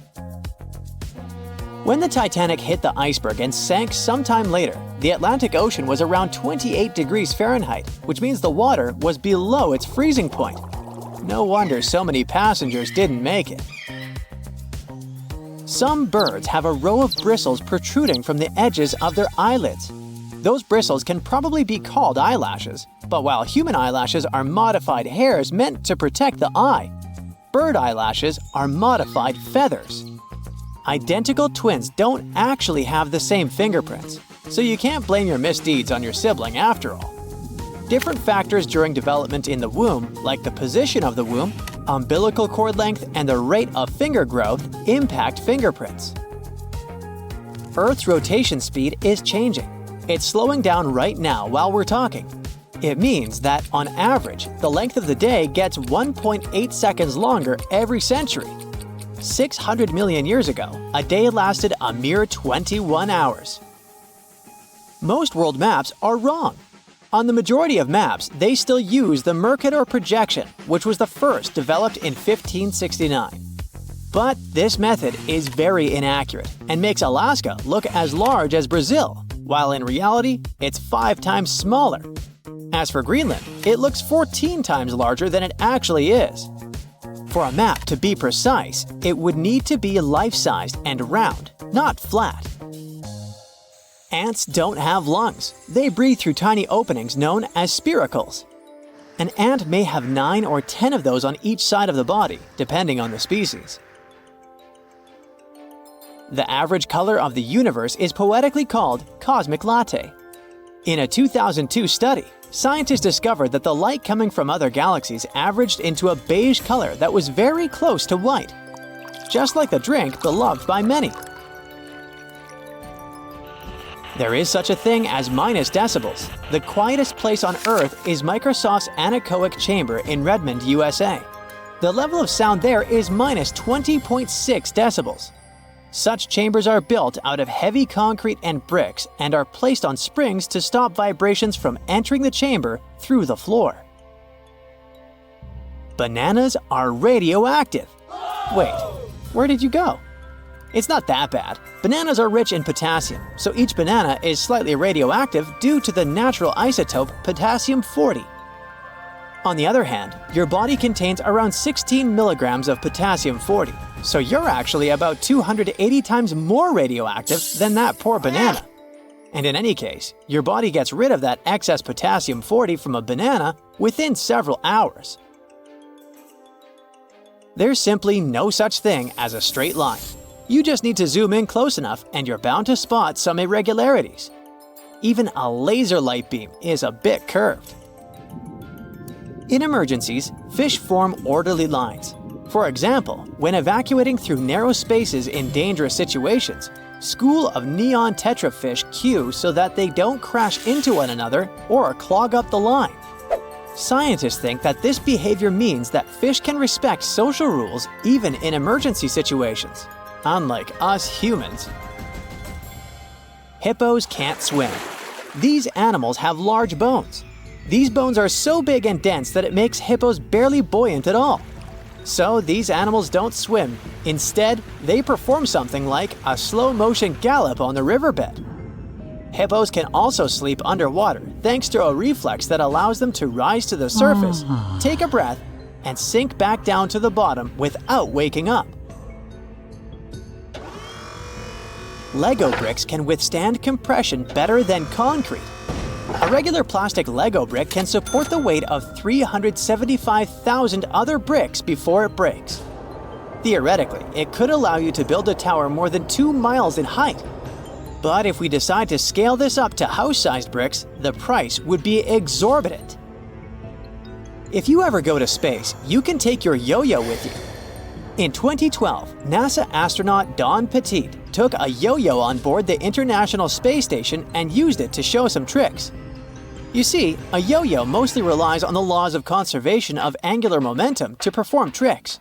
And if you keep the string taut, these laws apply in microgravity too. There's a theory that claims that we sweat when we're anxious to alert the brains of other people that they're primed for that danger that's making us feel anxiety. Brain scans have revealed that when you sniff the sweat produced by a panicking person, regions of the brain responsible for emotional and social signals light up. And when you are anxious, your sympathetic nervous system produces hormones, including adrenaline, which switches on your sweat glands. There are rainbows on Venus, and they're called glories. A glory looks like a series of colored concentric rings and is caused by the interference of light waves inside droplets rather than the process of reflection, refraction, and dispersion of light, which produces rainbows. Protons look like bagels, spheres, peanuts, and rugby balls. In other words, protons come in different shapes and sizes. Their appearance changes based on the speed of quarks, smaller particles within them. If you look at the moon while being in the southern hemisphere, it will seem to be upside down, and the man on the moon will look more like a rabbit. You will remember more of your dreams if you sleep badly and wake up many times throughout the night.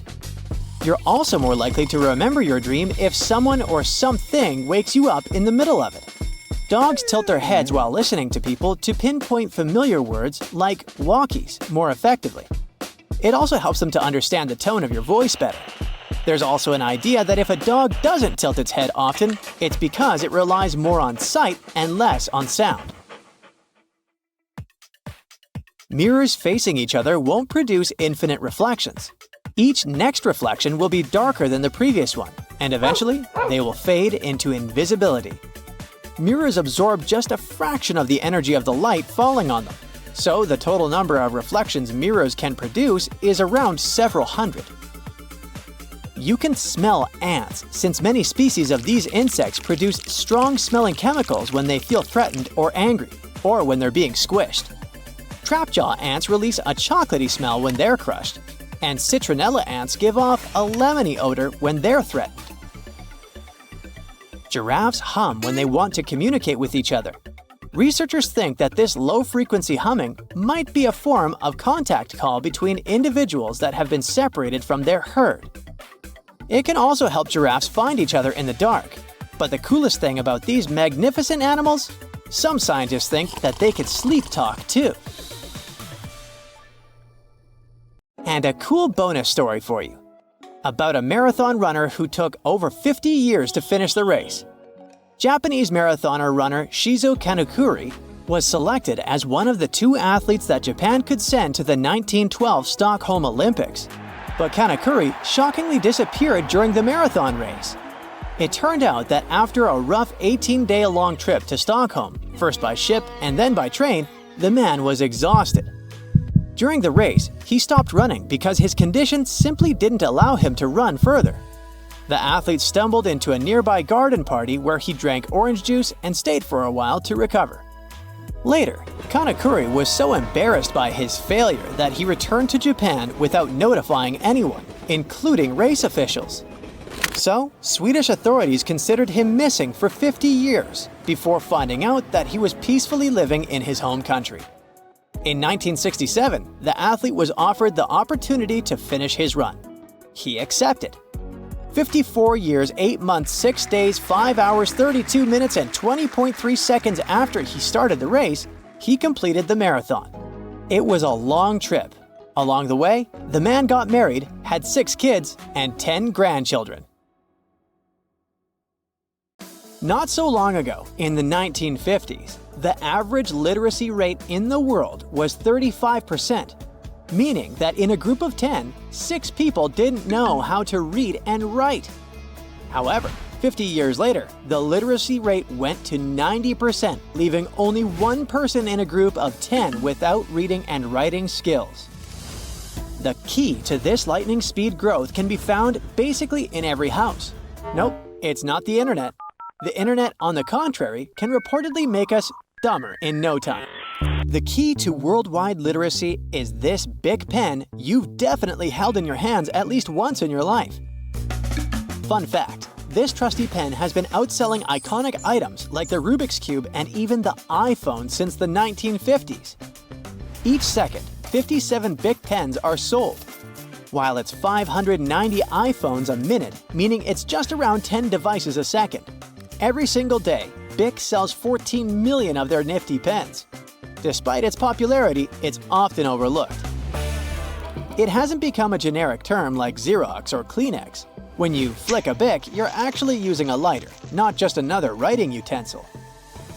Back in the day, people used feathers and ink to write. Fountain pens were a game changer, but they were pricey and prone to leaking. Thanks to American inventor John Loud, the first ballpoint pen was born in 1888. However, it wasn't until Hungarian creator Laszlo Biro stepped in with oil-based ink that the ballpoint pen we know and love today really took off. He came up with a genius design that would smoothly pull ink onto the ball without any fancy moving parts. That pen could consistently give you a nice, clean line on paper. But his pens were crazy expensive, like $190 in today's money kind of expensive. No wonder they weren't flying off the shelves. See, back then, only about a third of people could even read and write, so pens were more of a luxury item than a necessity. And even though Biro had a great design, he couldn't crack the mass market. French businessman Marcel Bic saw the potential in Biro's pen and bought the rights, leading to the birth of the iconic Bic Crystal in 1950. With precision steel balls and affordable pricing, the Bic Cristal became a must-have for writers everywhere. But even so, despite Bic pens defeating illiteracy and stuff, there's another simple invention that may have been even more significant. Surprisingly, it's the shipping container. You may not have heard of Malcolm McLean, but this guy invented a standardized steel container that could be stacked on ships, trains, and trucks. In 1937, McLean had this genius idea, but it took until 1966 for international container shipping to really take off.